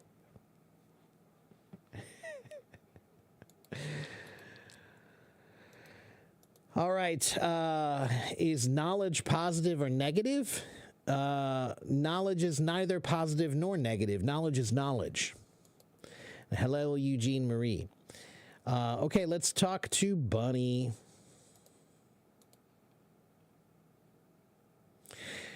Mary, hello, Bunny. How are you? Give me 1 second to answer this question. Mary wants to know what are the 8 components of learning in their order of priority: reading, writing, listening, speaking, thinking, grammar, vocabulary, and pronunciation.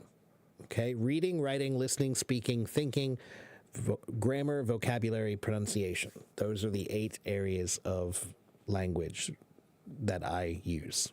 Okay? Okay, so hello, Bunny. How are you? I'm good. Yeah, I have some questions. Maybe it's too basic to audience here. I'm confused about some words like ordinary, register, common, usually, and I can't identify these words very clearly, and I want to know how to use it in the sentence. Okay, so you said ordinary. Yeah. I think you mean regular. Ordinary, regular, usual, and what was the other one? Common. Common. Okay. So in English, just like in Chinese, but more in English. English is a language that has many, many, many, many, many, many synonyms. Okay? Yeah, So yeah, I know. Chinese has some, but not as many as English. That's at least from what I know. Okay? So in this case, common means exactly what it does in Chinese. 普通的. Common. 普通的. Yeah, right. But Everybody people has always it. say it's a ordinary day. It's an ordinary day, not Yeah. a common day, right? That's right, because ordinary means not special. Not special, but the day is not special. Why I can't say it's a common day? You can. You could say it's a common, ordinary day. Oh, Yeah, and we So often actually, do. it's You can use never- more than one. Absolutely, you can. Yes. If you want to, when you're writing something, if you want to describe something, you don't have to use only one word. You can use a bunch of words, right? So just the other day, I had a live stream. Let me see.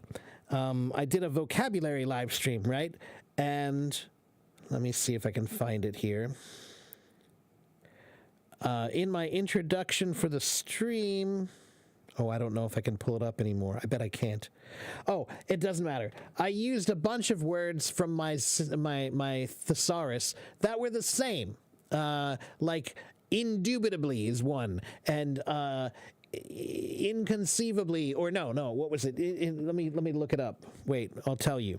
But the point was, is I wanted everybody to know exactly what I was saying, so I didn't use only one word. I used a bunch of them. And English words are often like colors. So there are many, many kinds of green.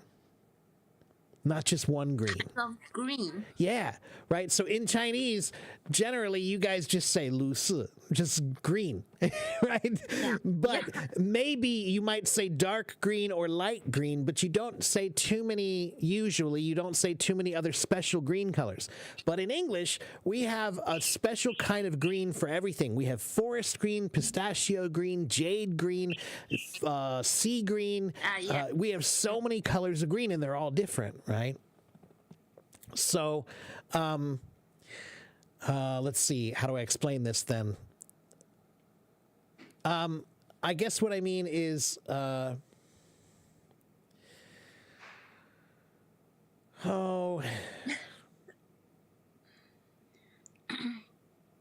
I don't know how to explain it well. Yeah, I just curious about when I should use this word Right. and when I should use that word. Right. So And, that's what I why was going to they say are- is what I was going to say is that just like we have colors and we use many words to describe those colors, sometimes you can use more than one word that will make a better picture. People will see the picture better because you're using all of those words. And Yeah. each one of those words might be a slightly different color. So you want everybody to see all the colors of green, right? So you need to say all the different words that kind of are like that, right? I know. So what's the tiny difference between these words? Because Yeah. So Yeah, there is usually, a- usual and usually, a usual day. You could use it to describe. Let's talk about a day, right? So a common day, a usual day, an ordinary day, and what was the other one? ordinary, Ordinary, common, regular, regular, and usual. usual. Right. Ordinary, common, regular, and usual. So an ordinary day, common day, regular day, and usual day. So an ordinary day would be that would be the best one I would use for day, right? Because it's not special. It's just a normal day. Normal would be another one you could use, right? Regular day. If you said a regular day, again, yeah, 差不多的意思。一样的意思。差不多。 Yeah, Same 一样的。Yeah, 差不多。And then the common day, you could say it, but it would feel a little weird, right? But Okay. but if you used all of those, if you said it was a common, ordinary, regular, usual day, then I'm like, oh, okay, I get it. All right, I understand now. Like you used all of those words, so like I get it now. It's a normal day. You know, I get it. It's not special. It's ordinary. It's regular. It's common. I get it. Right?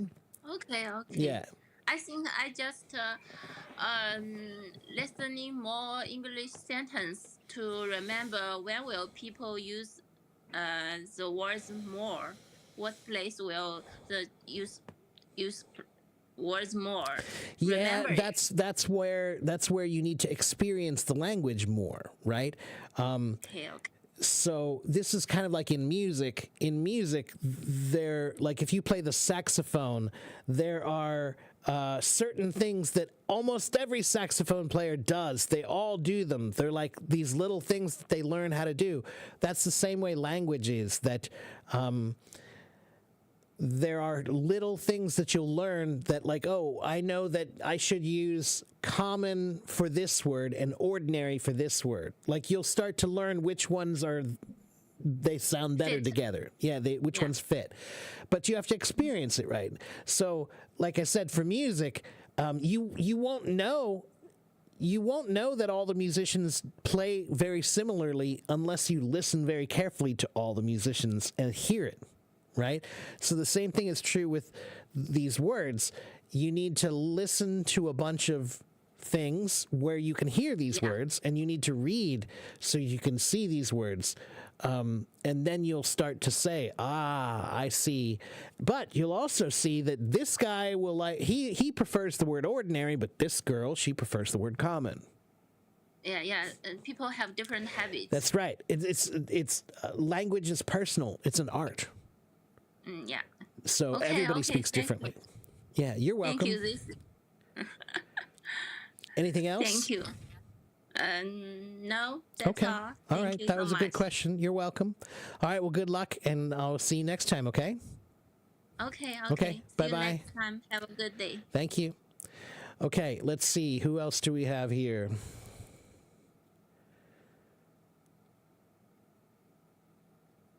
Let's see. For the Americans, if they are still single at the age of 50, but he has a girlfriend of 40, is he unwilling to be what? You gotta give me the second half of your question, Babinka. But I don't think there's a good answer for whatever you're trying to ask me about. Everyone is different. There is no age that's the proper age to get married. 18, not the proper age to get married. 25, not the proper age to get married. 50, not the proper age to get married. There is no one age that's the proper age to get married. You should get married when you're ready to get married. Or don't. That's okay too. Marriage is not the only option in life. It's just not. It's just not.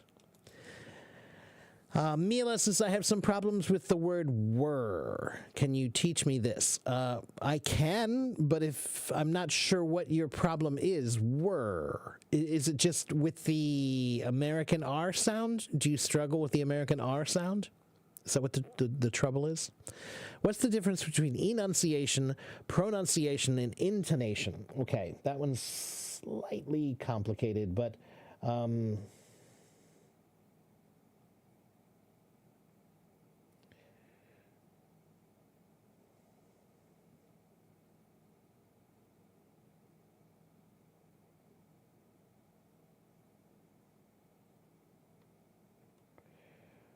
okay, let's see.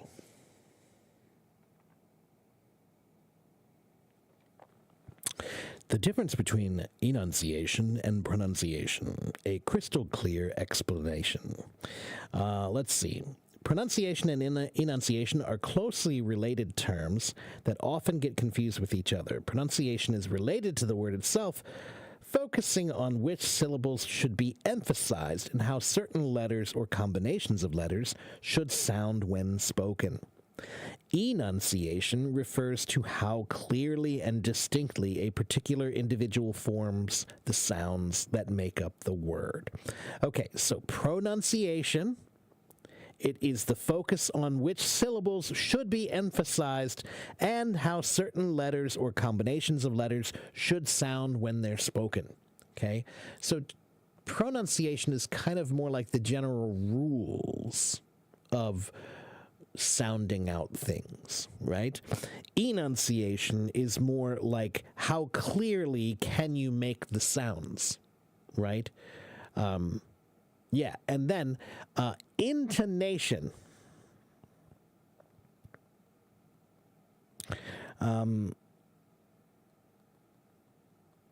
So intonation is a funny word. It's a word we use in music too. We're talking about pitch and tone, like the way you speak. But intonation, there is no real set of rules for intonation. Intonation is absolutely a personally artistic form, in my opinion. So Martin Luther King has a very different intonation than say, Christopher Walken, who has a different intonation than, I'm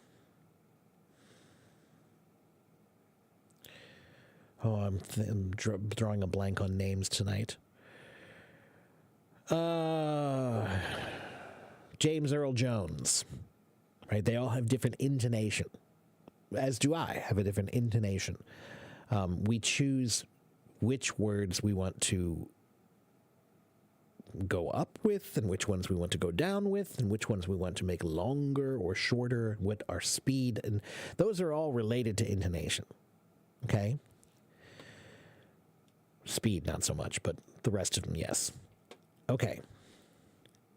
Hello, Zoe.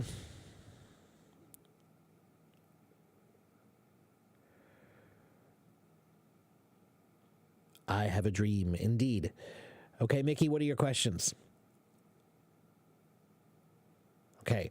Mary's asking about words that sound like D, for example, water. Okay, so here's the deal, everybody. Listen to me.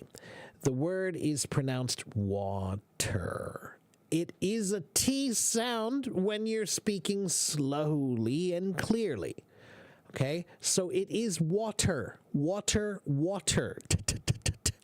That is the way to pronounce the word. However, in English, the faster you go, the T sound, there's no time to make it completely and so perfectly.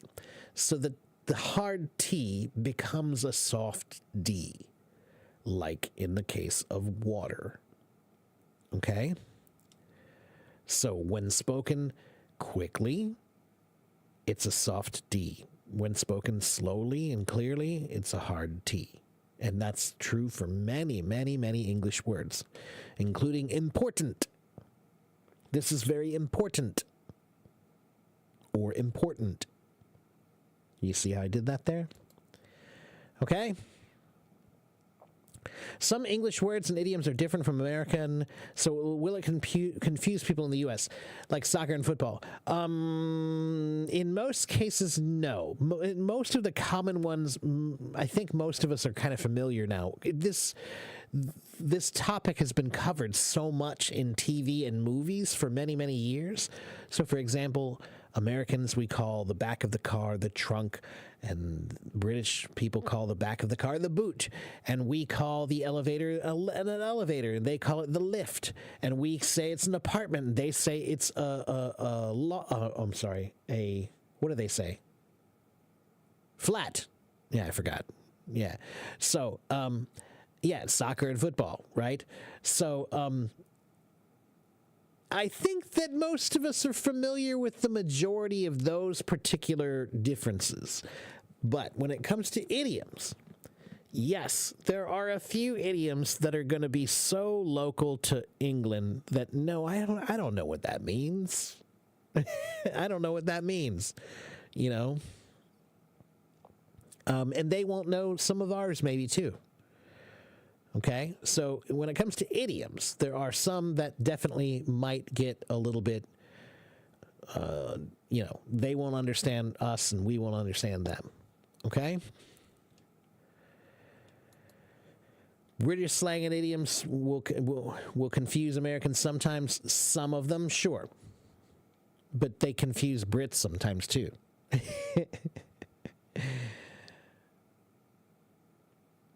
Yeah. Anyway.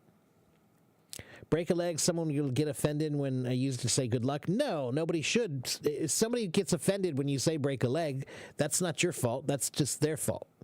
You don't get mad at people for being stupid. You want to. Everybody wants to get mad for somebody when they're stupid, but you just can't. You can get mad at the results of them being stupid, but anyway, break a leg is not a bad thing. I don't care. It sounds bad, but that's just because you don't understand. It doesn't actually mean break a leg. It has nothing to do with breaking a leg. So if you think that, then that's not my problem. That's your problem. Okay? So don't worry. In for a penny, in for a pound. What does it mean? It means a penny is 1 cent and a pound is more, right? A pound is the British dollar, right? So put it this way. If you're going to put in a penny, you might as well put in a pound, right? So it means if I'm going to do this, I might as well do it all the way. Okay? Is there a modern English language word for cinema theater? Well, we usually say, I'm going to the movie theater or I'm going to the cinema. Cinema, I feel like cinema has lost its popularity. The word cinema, I think it has lost its popularity. I think theater is more common now. But is that what you're talking about? The movie theater, yes, Mila? Right? Are you down means are you sad or coming together? Means both. Depends on how you say it. So if I look at you and say, are you down? That means are you sad? If I look at you and say, you down? That means do you want to? Are you down means like I have a paper and I'm writing down the names of people who want to do this thing, right? So I have a piece of paper and it says, we're going to the zoo. We're going to the zoo. These are the people who want to go to the zoo. Who's down? Bob is down. Okay, Bob. Jim is down. Let's put Jim down. Let's put Tommy's down. Jane is down. Jeannie is down. They're all down. It's like you're writing their name down to do something. I'm down. Okay? Or if you say, are you feeling down? That means sad. Okay? Leonardo, I don't know if you're still there or not, but thank you for coming back again. It's good to see you.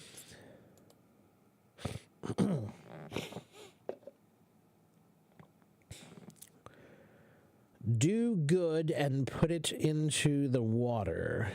What does it mean, huh? I have no idea what that means. Where did you see this? When the knife isn't sharp, it's what? Dull. That's correct. Yeah, Mary, that was my metaphorical way of saying that your brain is like a knife. And a knife, you need to keep it sharp. So every day, you see these old men who have these pocket knives, and every day they're sitting on the porch and they're keeping their knife sharp, right? That's like your brain. You need to keep your brain sharp by using it, okay? Blunt is another word that you could use, but blunt is more often used with objects that are dull, like objects that are meant for hitting, not for stabbing or cutting. Okay, so a baseball bat is a blunt object. Okay, but when my knife is not sharp, I won't say it's blunt, I'll say it's dull. Okay? And what about your questions? I didn't see your questions, Nala. Where are your questions? Or are you raising your hand? I'm trying to answer as many questions as I can, but I didn't see your questions, Nala. It's an English idiom. Do good and put it into the water? I have no idea. I've never heard that in my life. Again. If that maybe that's British, but I have no idea. Okay? Beat around the bush. Avoid the point. Be evasive. Dodge the issue. Which is more common to use in daily life? We use beat around the bush quite a bit. I think beat around the bush, I would say, would be the number one answer. It's a very common idiom. Don't beat around the bush. Just tell me. Okay? Beating around the bush comes from hunting. A long time ago, when you used to go hunting, there were some guys who had sticks, and they used to hit the ground, like around the bushes, right? Because that's where the rabbits or the birds were hiding in the bushes. So they'd have some guys with sticks hit the ground around the bushes, which would scare the birds or the rabbits out, and then they would hunt them. Okay, so beat around the bush. Don't hit the bush itself. Okay? Tit for tat. How did that one come? Let's see. I'm not entirely certain, but let's take a look and see if it's in here. Tit for tat. That comes from... So a long time ago, there was another phrase, tip for tap. And it was a boxing fighting phrase that meant a tip, meaning a hit, like you got tipped in the face or tapped in the face, right? So a tip and a tap, right? So tip for tap became tit for tat. What is the difference in pronunciation between empathy and embassy? Oh, so pitch and bitch. So Nala, empathy, empathy, embassy, embassy. Okay, so you have to get the TH sound, and then you'll be fine. And then the other one is p. Curl your lips in like this. And then I want you to make a popping sound like this. Learn how to make this popping sound. You have to pop the air out of your mouth. That's the P. Okay? Pitch, pop. Okay? The other one is ba.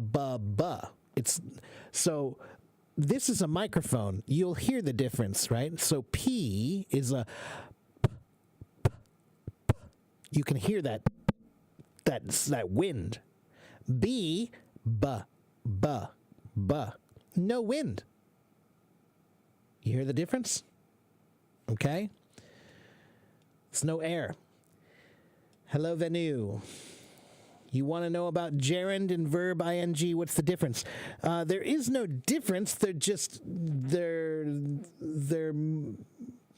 different ways to say the same thing.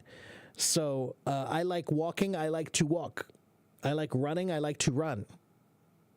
Okay? They are the same, just different ways to say the same thing. Okay? Yes, I'll use blunt for baseball bat. A blunt object is something that's like a fist. It's something rounded. It's blunt. Okay? I feel like blunt for a knife. It's possible, but dull, I think, would be a better term. Okay? Euphemism. What about euphemisms? I like euphemisms. They're funny. Could I explain the difference between landscape and scenery? Kin, sometimes those are exactly the same word. The landscape in Colorado is beautiful. The scenery in Colorado is beautiful. Same. Exactly the same. Okay?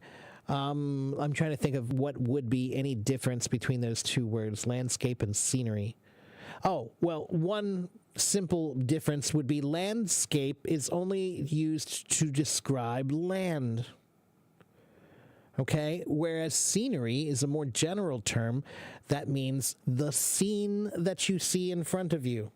Okay? So scenery is a bit more general. Landscape must have to do with land. If it's not land, then we have another word, seascape. Right? If you take a picture of the ocean, that's a seascape picture, not a landscape picture. Okay? Under the wire, how did this idiom come to English? Let's find out.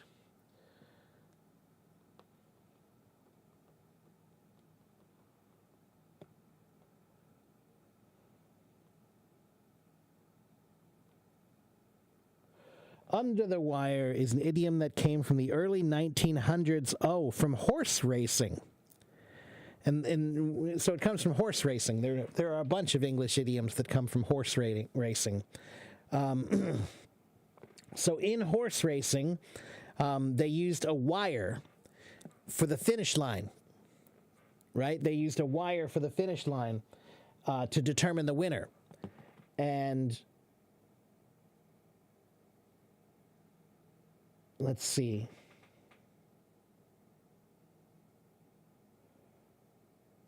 So the wire is above so that they can like take a picture and see which horse got there first, right? So which horse's nose was out first to win? Which one came under the wire, right?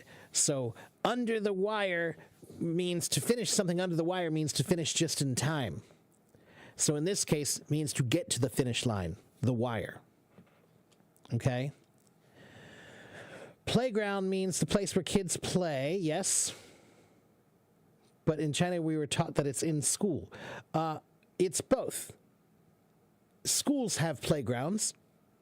Parks have playgrounds. McDonald's has a playground. Okay? Playground can be used for schools. The place where you play outside in the school is the playground area. Okay? And playground can be used for a park. The playground area for the kids is the playground, right? Where they go on the slides and the swings. And when you go to McDonald's, that area where all the kids play, also called the playground. Okay? What's the difference between sheer and typically?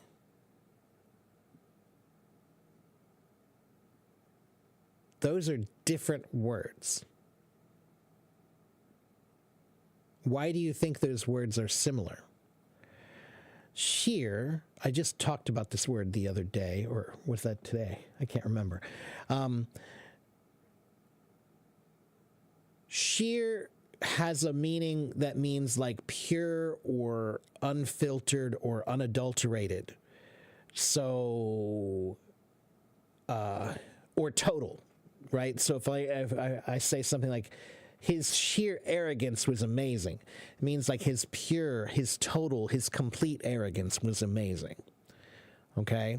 So that's what sheer means. That's at least one meaning. There's another meaning of sheer, but it's a very different meaning. Sheer is exactly or complete. That's what I was trying to say. Right. So if I say his sheer arrogance, his sheer incompetence, his sheer brilliance, okay, that means total or complete. Okay, exactly is not a good way to describe it, but complete or total or pure or unfiltered. Okay? Yeah, that is correct. It does mean that. But we used sheer as an adjective to describe something else, right? So like I said, sheer brilliance, sheer intelligence, sheer stupidity, sheer arrogance, sheer audacity. Okay? Typically is like commonly. If something is typical, it's normal, it's regular, it's every day, it happens a lot, it's typical. Okay, his answer was typical. Means his answer is just like everybody else's answer. Okay? Kind of like obvious. Okay? Love is blind, is it true or not?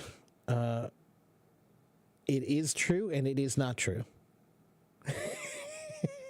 It's true for some people and not true for other people.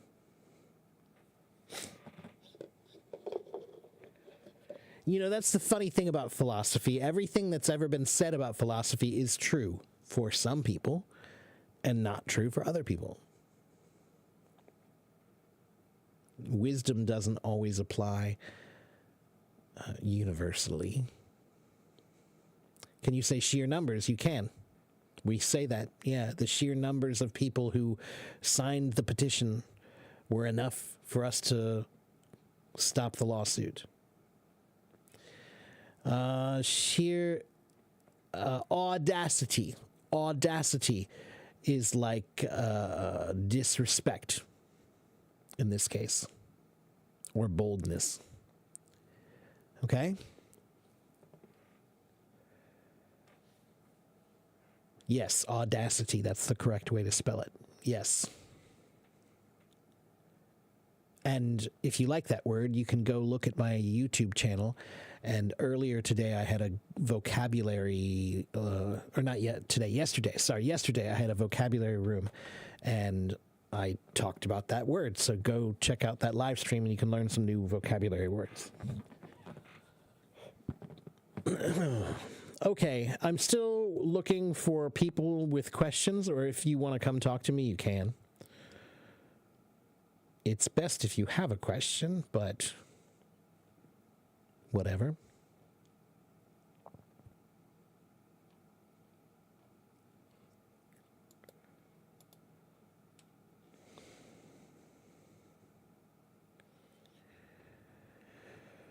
What's the difference between to, as well, and also? Nothing. Nothing. I like ice cream too. I like ice cream as well. I like ice cream also. Same. Again, sheer has a few different meanings, but the meaning that she was using was meaning like total or complete or pure. Okay, so sheer brilliance, sheer intelligence, sheer opulence. I love that word. Sheer luxury, sheer, you know, you can use it to describe a lot of things where you want to say complete, total, pure. Okay, complete, total, or pure. Unadulterated. Okay?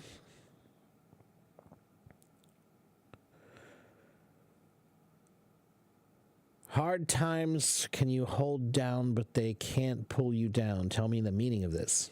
Huh? Oh, hard times can hold you down, but they can't pull you down. Is that a song lyric? I don't know what that means. Somebody's idea of wisdom, but it sounds like a song lyric. Is sheer more of a positive or negative word? It's neither. It could be used as, it depends on what word comes next. Sheer brilliance is positive. Sheer stupidity is negative. Okay? So it depends on the word that follows it.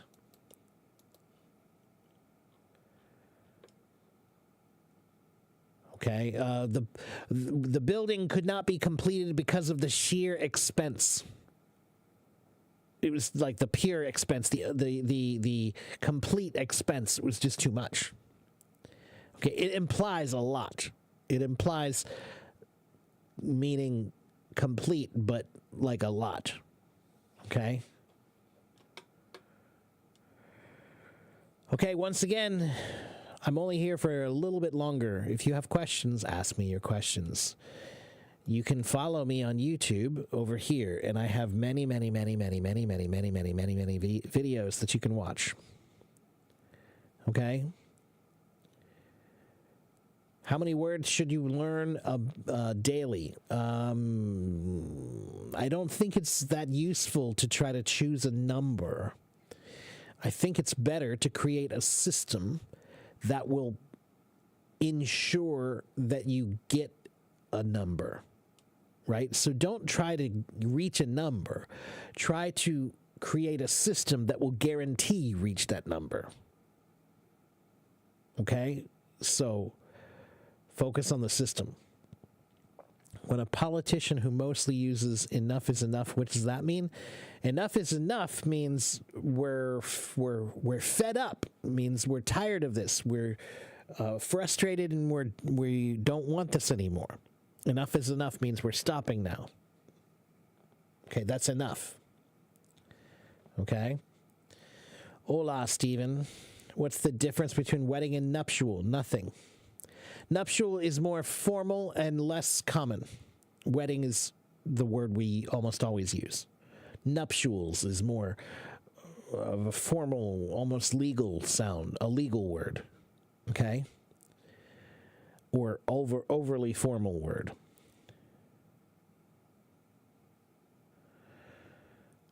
Siraj, these are obviously you're reading song lyrics from someone.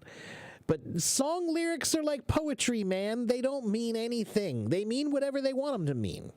Those are not idioms. Just because somebody put it in a song doesn't mean it's like a literary truth.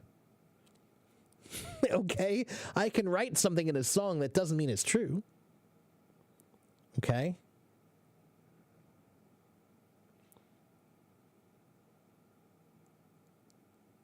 They mean whatever you want them to mean. I am a musician, okay? And people ask my singer in my band all the time, what does this song mean? What does this song mean? What does that mean when you say this? What does that mean? And he always says the same thing. It means whatever you want it to mean. It's a song.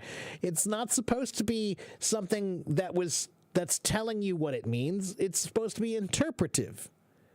You create the meaning. Okay? So whatever, no one steals your thunder when you're on the funking storm. That means whatever you want it to mean. I don't know where you got that from, but it means whatever you want it to mean.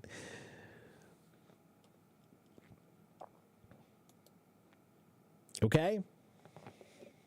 I didn't write it, so I don't know. All right. What time is it? Wow, it's almost midnight. It's about time for me to go. I have classes in the morning, I believe. Let me check my schedule.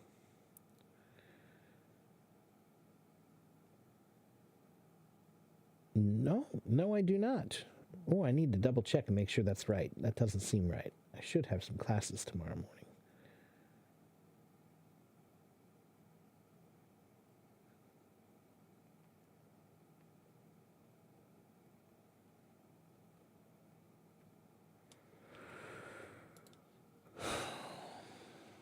You're welcome, Mickey. You're welcome, Eunice. Anyone else want to ask me a question before I go? Or come talk to me for a few minutes before I go?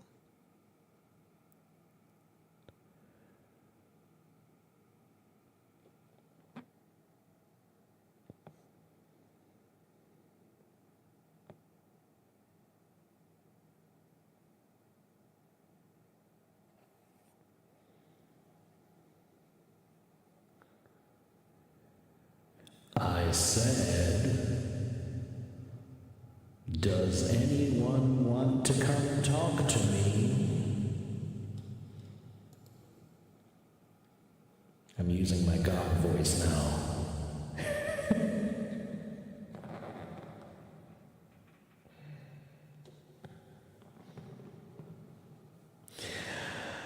Come talk to me.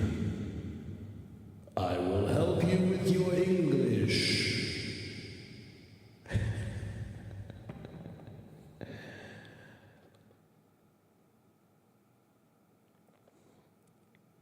Can we use idioms in our speech as well as you because we aren't familiar with your culture and symbols? So okay, don't try to be me. Just try to make the music you can make. Okay? I can't make the music that guy makes or that girl makes. I can only make the music that I make. Okay? So language is just like music. Keep learning. Keep trying to make better music, but make your music. So don't worry. Use the idioms that you can use. That's your music. Okay?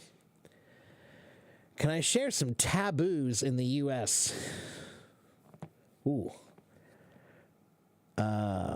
Reading.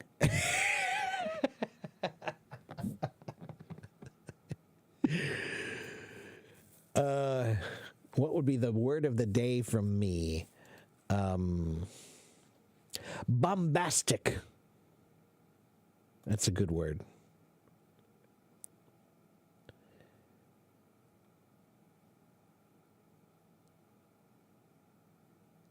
Siraj, I really don't know. Google it. Google it. I have no idea what any of those lyrics mean.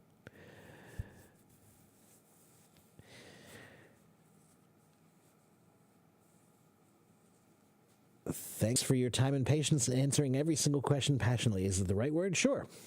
Yeah, I'm a passionate teacher.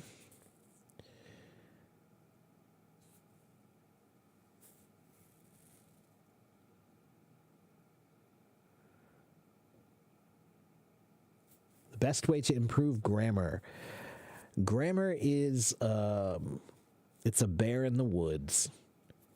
And you can't just poke the bear. You got to kill that bear. You need a shotgun, right? You know, so what I mean, Sayoma, is grammar cannot be handled lightly. If you want to beat grammar, you need to beat it really well. So that means that you need to try to, you know, if you have a grammar book and you just spend a little bit of time in it, you're poking the bear. You're not going to kill that bear if you just poke it. Okay? If you have a grammar book, you need to kill that bear. That means you need to know that book, man. You need to learn that stuff. You need to get in there and do it. Okay? My speaking is fast sometimes.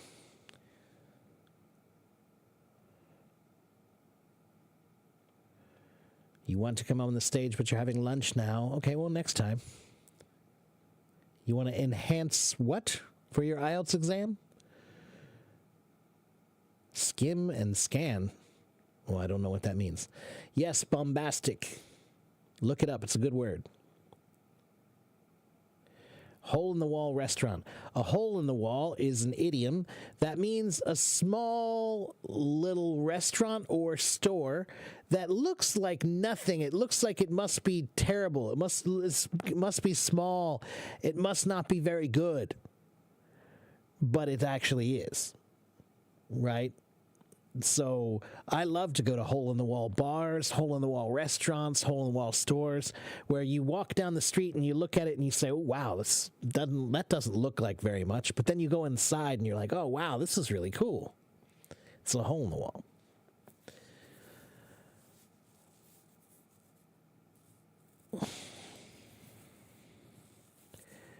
How can you improve IELTS listening? There are a bunch of websites that have IELTS listening practice, and you should find them and use them. Just do a search for IELTS listening practice. I promise you'll find a bunch of websites. Learning grammar is frustrating, so how should you study it to be comfortable?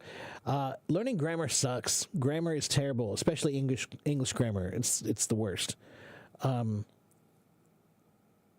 Just know that English grammar is terrible and it's hard, and just consider it to be like that and do the best you can. I mean, that's really what you need to do. Have I ever done the IELTS exam? No, I have never taken it myself, no. But I've helped people study for it. What do I think of it? I think it's kind of a stupid test. I think both the IELTS test and the TOEFL test miss the point. Those tests... okay, no. Let me change the way I'm going to say that. We need another kind of language test. We need two, right? The IELTS test and the TOEFL test, those things, they test for mastery of language. Mastery. We need to test for practical ability, not mastery. Okay? I don't care if you know all the grammar rules. I do care if you can try to, if you can speak to me and express your ideas. That's what I care about. Okay, so, yeah.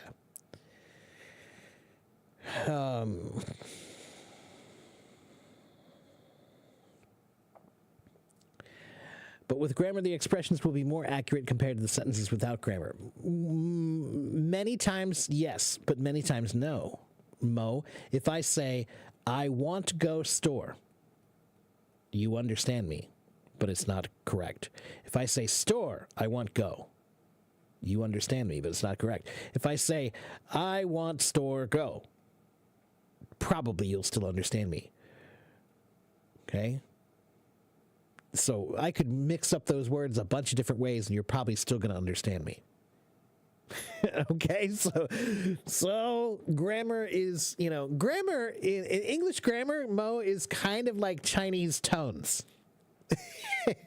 People say Chinese tones are so important, right? They're so important. You got to get the tones right. You got to get the tones right. Okay. However, when someone sings a song in Chinese, do they use tones? No. And yet everyone understands them.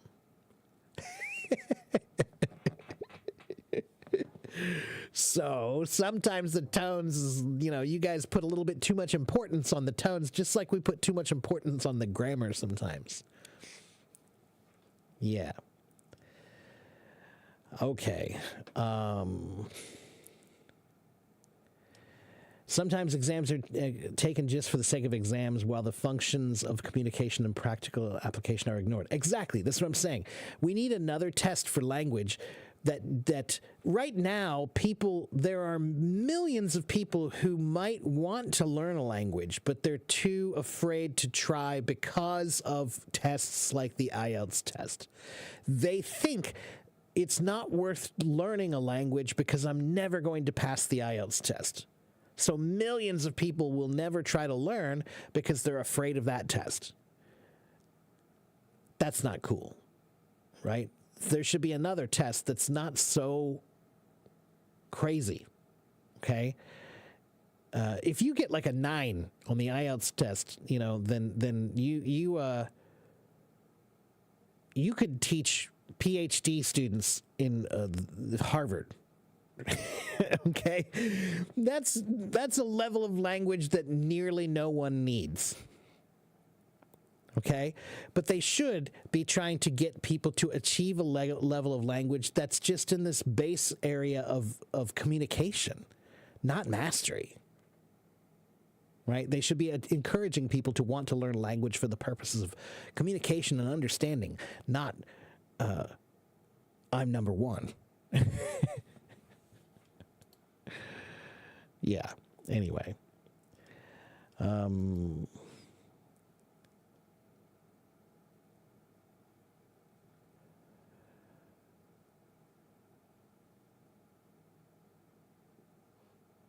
Okay. Somebody said they want to come talk to me. Who was that? Ada, you want to come talk to me for 5 minutes before I go to bed? It's after 12 o'clock. If you want to raise your hand, I'll talk to you for a few minutes.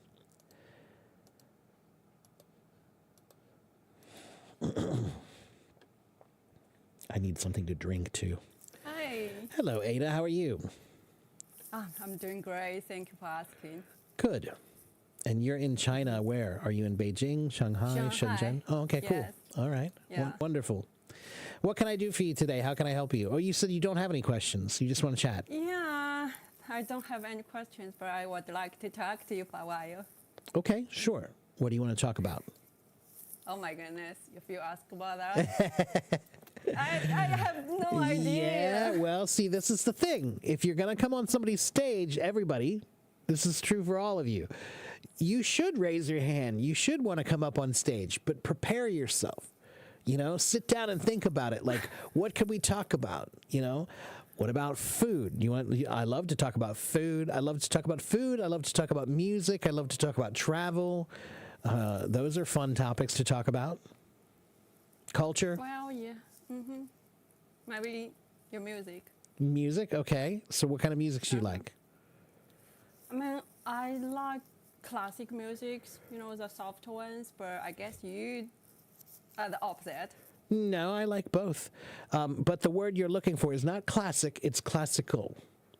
Yeah. Classical. Yeah, this is a common mistake many Chinese people make. They say, I like classic music, but you actually mean classical music. Classical music means Beethoven, Bach, Brahms, Rachmaninoff, dun dun dun dun dun dun dun dun. That's classical music. Classic, if you say the word classic, we usually use that word when we're talking about rock and roll from the time period of like the 1960s or 70s or 80s. That's classic rock. Yeah, Okay. I remember you have explained that. I mean, yesterday, right? If I don't mistaken. Oh, I don't know. Maybe I Yesterday, did. classic and classical. Oh, maybe I did. I don't remember. Yes, you did. Okay. I was here. Yeah. Okay. So there you go. Yeah. But Yeah, no, thank I you so love much. classical music. I love classical music. Bach is my favorite. But I studied that kind of music too when I was younger. Wow. Yeah. I just like to listen. Yeah, for me, I just like to listen, yeah. there's a famous musician. His name was Duke Ellington. He was a famous jazz musician. And he said there are only two kinds of music. Good music and the other kind. Bad one. Yeah, he said good music and the other kind. And yeah, that's how I feel, is I can like any kind of music. I can like classical music, rock music, blues music, funk music, jazz music, Indian music, Turkish music, French music, German music, Wow. Japanese music. I don't care what kind of music it is. I only care if it touches me. Yeah, that's exactly the words I would like to say. Yeah, if that can touch you, you can Yeah. feel the same. Maybe Right. that's a good word. If I can feel real emotion, then I can like it. Yeah, that's true. Yeah. Okay. And do you play any musical instruments? Did you ever study anything? I actually, currently I'm learning French. Oh. Yes, I'm Oh, French okay. opera. Yeah. Oh. Those kind of Wow. opera. I'm still struggling with that. Okay. French So opera. I That's only- cool. Yeah. Okay. I only would look. Yeah, I only listen to them. I couldn't speak them fluently. Okay. So that's the thing. I'm still learning. One thing that's good about that for you is one problem Chinese people have with English. Chinese is a small mouth language. So when you speak Chinese, most people, they use a pretty small mouth. Most of the movements are small and they happen inside the mouth. English, if you want to speak very clearly with English, you have to use a big mouth. Right? Yeah, That's why true, yes. that's why people understand me, because my pronunciation, I exaggerate all of my movements in my mouth so that it's really big and clear. Right? In English, we have a word in English. The word is mumble. To mumble means to speak very unclearly because you're not moving your mouth very much, right? So sometimes I talk to my nephew and he mumbles sometimes, right? So I'll say, Alex, how was school? And he'll say, oh, it was pretty good, Uncle Mark. How are bad. you? Yeah, he'll say like, just, oh, it not wasn't, bad. yeah, not bad. It was okay. It was all right. His mouth is not moving. It's like barely moving at all, right? But if you say not bad, it was fine. It was great. Now it's very clear because your mouth is really big. So what I was going to say is opera is really good because opera is really big. Right? When you sing opera, you have to use big open mouths. So even though it's French, it's good practice for you, for your accent, because that's all an accent is, everybody. An accent is basically when you use the vocabulary and grammar from one language that you're learning, but your mouth is still using the movements from your native language. That's why you have an accent. Because your mouth is still moving with the Chinese mouth. Yeah, your Chinese mouth is still moving, but you're using English words with a Chinese mouth. Yeah. So you have to learn how to move your mouth differently. Same thing for me. When I speak Chinese, I have to think about my mouth differently. I have to make my mouth smaller. I noticed actually. Yeah. Every time when you speak Chinese, My it's mouth like gets smaller. different, Yeah. different, Yeah. Right. I try to.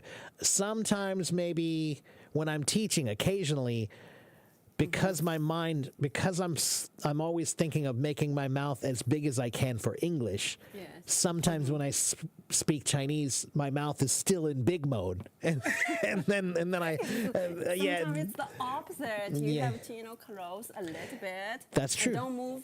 Yeah, yeah. Yeah, yes. that's right, That's yeah. different. Yeah, right. Like I remember when I was young and I was learning how to say "nice to meet you," right? 很高兴认识你, right?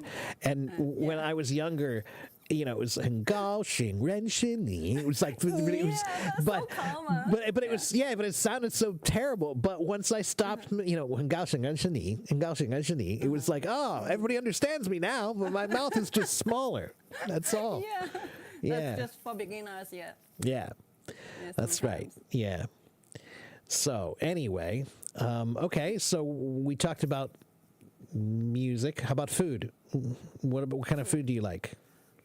I'm a bad cook, You're a bad cook. Okay. but I'm good at eating. Oh, all right. Well, that's Right? okay. That's all right. So All right. if someone would like to cook for me, wow, that's wonderful. Okay. All right. So I'm always curious when people tell me they're a bad cook or they don't like to cook. So tell me why. It's not because I don't like it, just because Chinese food is really complicated. It can be. Some of it can be. Wow. But two things. One, there are some Chinese dishes that are not so complicated, that are somewhat easy to make. I'm not talented, maybe. Well, it does take practice, though, still. 熟能生巧，每天你需要练习。 lack of practice. Yeah, yes. right. Yeah, and that's one thing I love about cooking is you have to eat every day. So cooking is something you can practice all the time because you need to make food all the time, right? And each time you can try to get better, right? So the first time you make it, maybe it's not so good, but each time you do it, maybe you get better, So, I mean, and the timing. the second thing I was going to say is you don't have to cook Chinese food. You can cook any kind of food you want. I never think about that. Yeah. I cook Chinese food and I cook American food and Italian food and French food and German food. I cook food. Wow. Never think about that. Yeah. I just focus on my Chinese food. Yeah. And I really it's not easy for me to control the timing, exactly the timing. When should I put maybe Yeah. the salt, maybe how much Yeah. vinegar or the sauce I should put. Well, that's the other problem with Chinese food is Chinese food is all cooked very, very fast and very, very hot. Right? So yeah. everything in Chinese food is always on high. It's like the hottest fire you can get, but that's not how Yes, Western food always. is. Yeah. Right. So that means that you have to do everything quick because if you don't, everything burns, Yeah, and often burn my skin, Yeah, hurt yeah, my yeah, hands. right. Yeah. That happens. So I was like, oh my goodness. But So again, it's- you don't it's not my have to. thing, maybe. You don't have to make Chinese food. You can make something else. And sometimes, Next time I'm gonna make a Yeah. hamburger. yeah, make a hamburger or just make something simple Easy. like. Well, tell me what's one of your favorite? Do you like chicken, fish, beef, pork, shrimp? What do you Chicken, like? maybe. You like chicken, okay?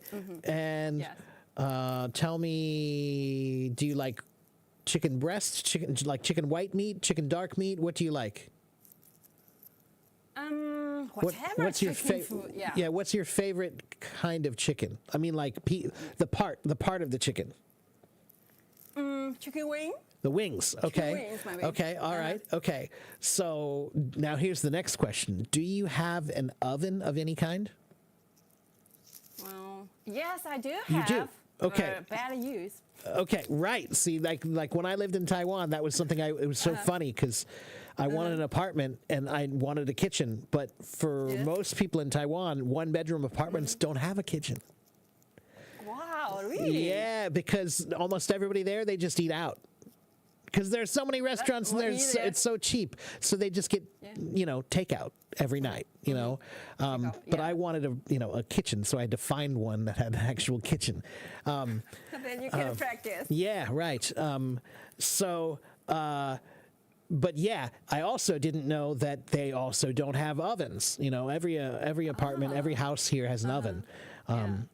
and I had to go buy a toaster oven so that I could cook something with a toaster. Yeah, so I bought a toaster oven and I had it in my toaster oven there, but it works fine, and I could still cook everything with that.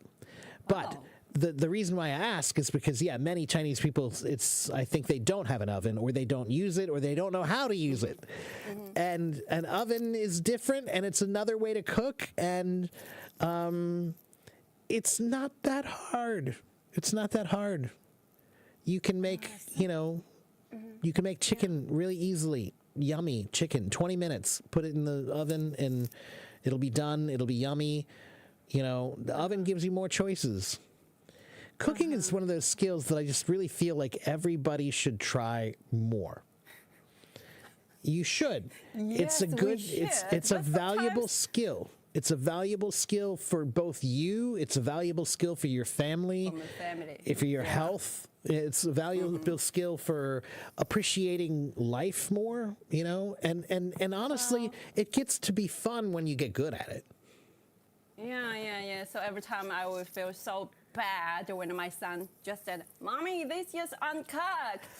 Yeah. Yeah, I give my mom a lot of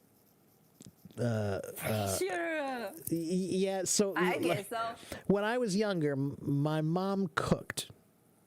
Have you but- ever complained about that? She- yeah, she's never really liked cooking that much. So there are some things she does that are pretty yummy, but the majority she just few. doesn't. Only She, few I can yeah, say. she just doesn't have the patience for cooking. Although Well, that's why although today- she make you a good cook. that's right. Yeah, yeah. Right? Well, if your parents aren't a good cook, then you learn how to be, right? So my brother's a great cook, my sister's a great cook, I'm a great cook. We all know how to cook. Yeah, exactly. yeah. My mom and my daddy, they are all good cooks. That's why I'm enjoying eating. And my son gonna complain a lot every time when I, of some dishes for him. He goes, "Oh no, the same thing as yesterday. Yeah. Oh no, it's uncooked." Yeah, yeah, Even yeah. the beef. That's true. Yeah. That's why, yeah, I How guess old? so. How old is he? Yeah, what? How old? He's 16. 16. Oh, well then, Yeah. at that age, you know what your answer should be? You could do it Yeah, by your yeah. You own. make it. Yeah, you make it. A lady mom gonna make a. or next time you can help me and we'll make it together, and then you can see how hard it yes, is. You know? Yes. Yeah. Maybe you can show me how to do it. Right, Right. that's I'm exactly not right. good, But Yeah.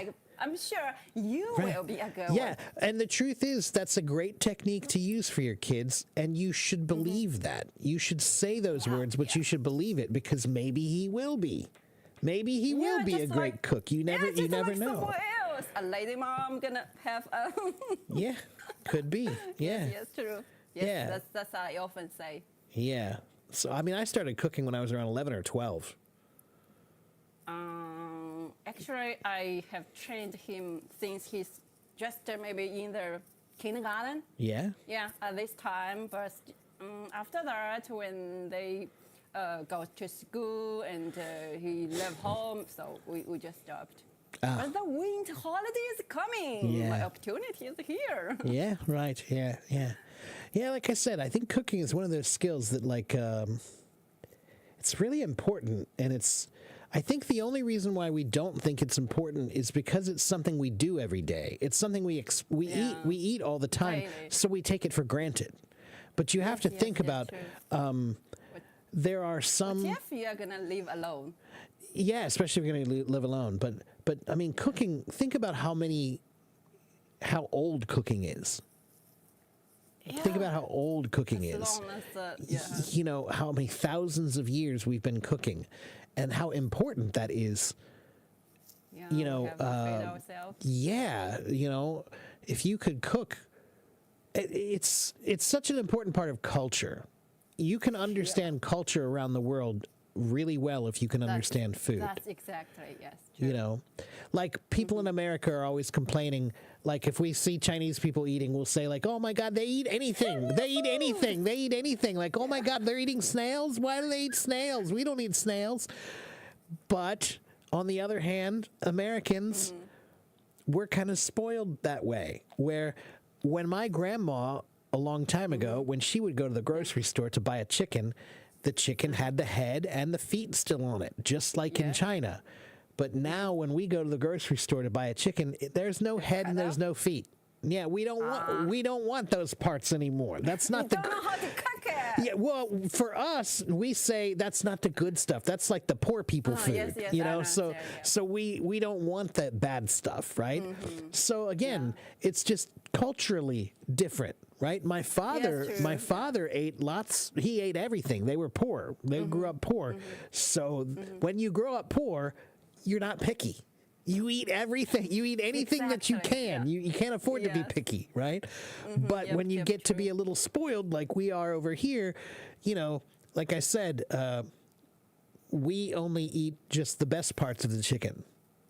You know, my first Taiwanese girlfriend. I remember one time we were eating chicken. We were eating chicken one time. I ordered some chicken, fried chicken, and we were eating it. And she was eating the The feet? the drumstick, the bone, the wing, right? And Yeah. her favorite part was the cartilage on the end. She would pull it off the end of the bone, right? That was her favorite part of the chicken, was the cartilage. We don't ever eat those, not at all. I was like, "What are you doing? We don't eat that." Like, she was like, "What are you talking about? That's the best part." Yeah, culture difference. Yeah, right. Cultural difference. That's right. Yeah. But again, 50 years ago, if I were in my grandmother's house and they had a chicken, I'm sure they ate every little bit of it. It's different. Even the feet, even the head. Right. Yeah. They eat everything. Right. You have to. Right. So like I said, food is a great way to understand culture. It's a great way to understand economics. It's a great way to understand. Yeah, there's so many things. The lifestyle. Yeah, lifestyle. Yeah. Background. Yes, Yeah. true. All kinds of things. Yeah. Music and food. Those are two of the best ways to understand people. Yeah. Yeah. Well, Ada, it late it's for getting you? late. Yeah, it's 12:30 almost. I Yes, need to go to bed here. I've got, well, I'm supposed to have a lesson in the morning. I usually have a lesson in the morning. But she's not on my schedule, so I'm wondering either if my schedule is wrong or if she's just not having a lesson this week. So I need to go check on Better that. prepare. Yeah, I'm better gonna go. prepared. I'm gonna go figure that out now. Yeah. So- And thank you for this, small talk. You're It's welcome. Really nice talk. Yeah, it was nice to talk to you too. And come back and see me again sometime. Okay. Yeah, okay. See you. Okay. Bye, bye, Ada. Yeah, bye. See you. Okay. All right, guys. Yeah, it's like 12:30 here. I gotta go. It's late. And I'm out of water and I'm thirsty and my mouth is dry, so it's time for me to go. I'm just checking out to see who's still here. So thank you guys for coming.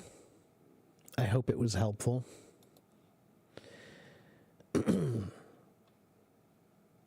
You are welcome. Thank you guys for coming. Thank you guys for watching. Thank you guys for participating. Have a good morning or afternoon or evening, wherever you are. Come back and see me again. I'll be back tomorrow. Okay? I'll be back tomorrow after my lessons in the morning. Follow me here, or here, or here. Those are my links. Follow me, follow me, follow me. All right, guys. Take care. See you next time. Bye-bye.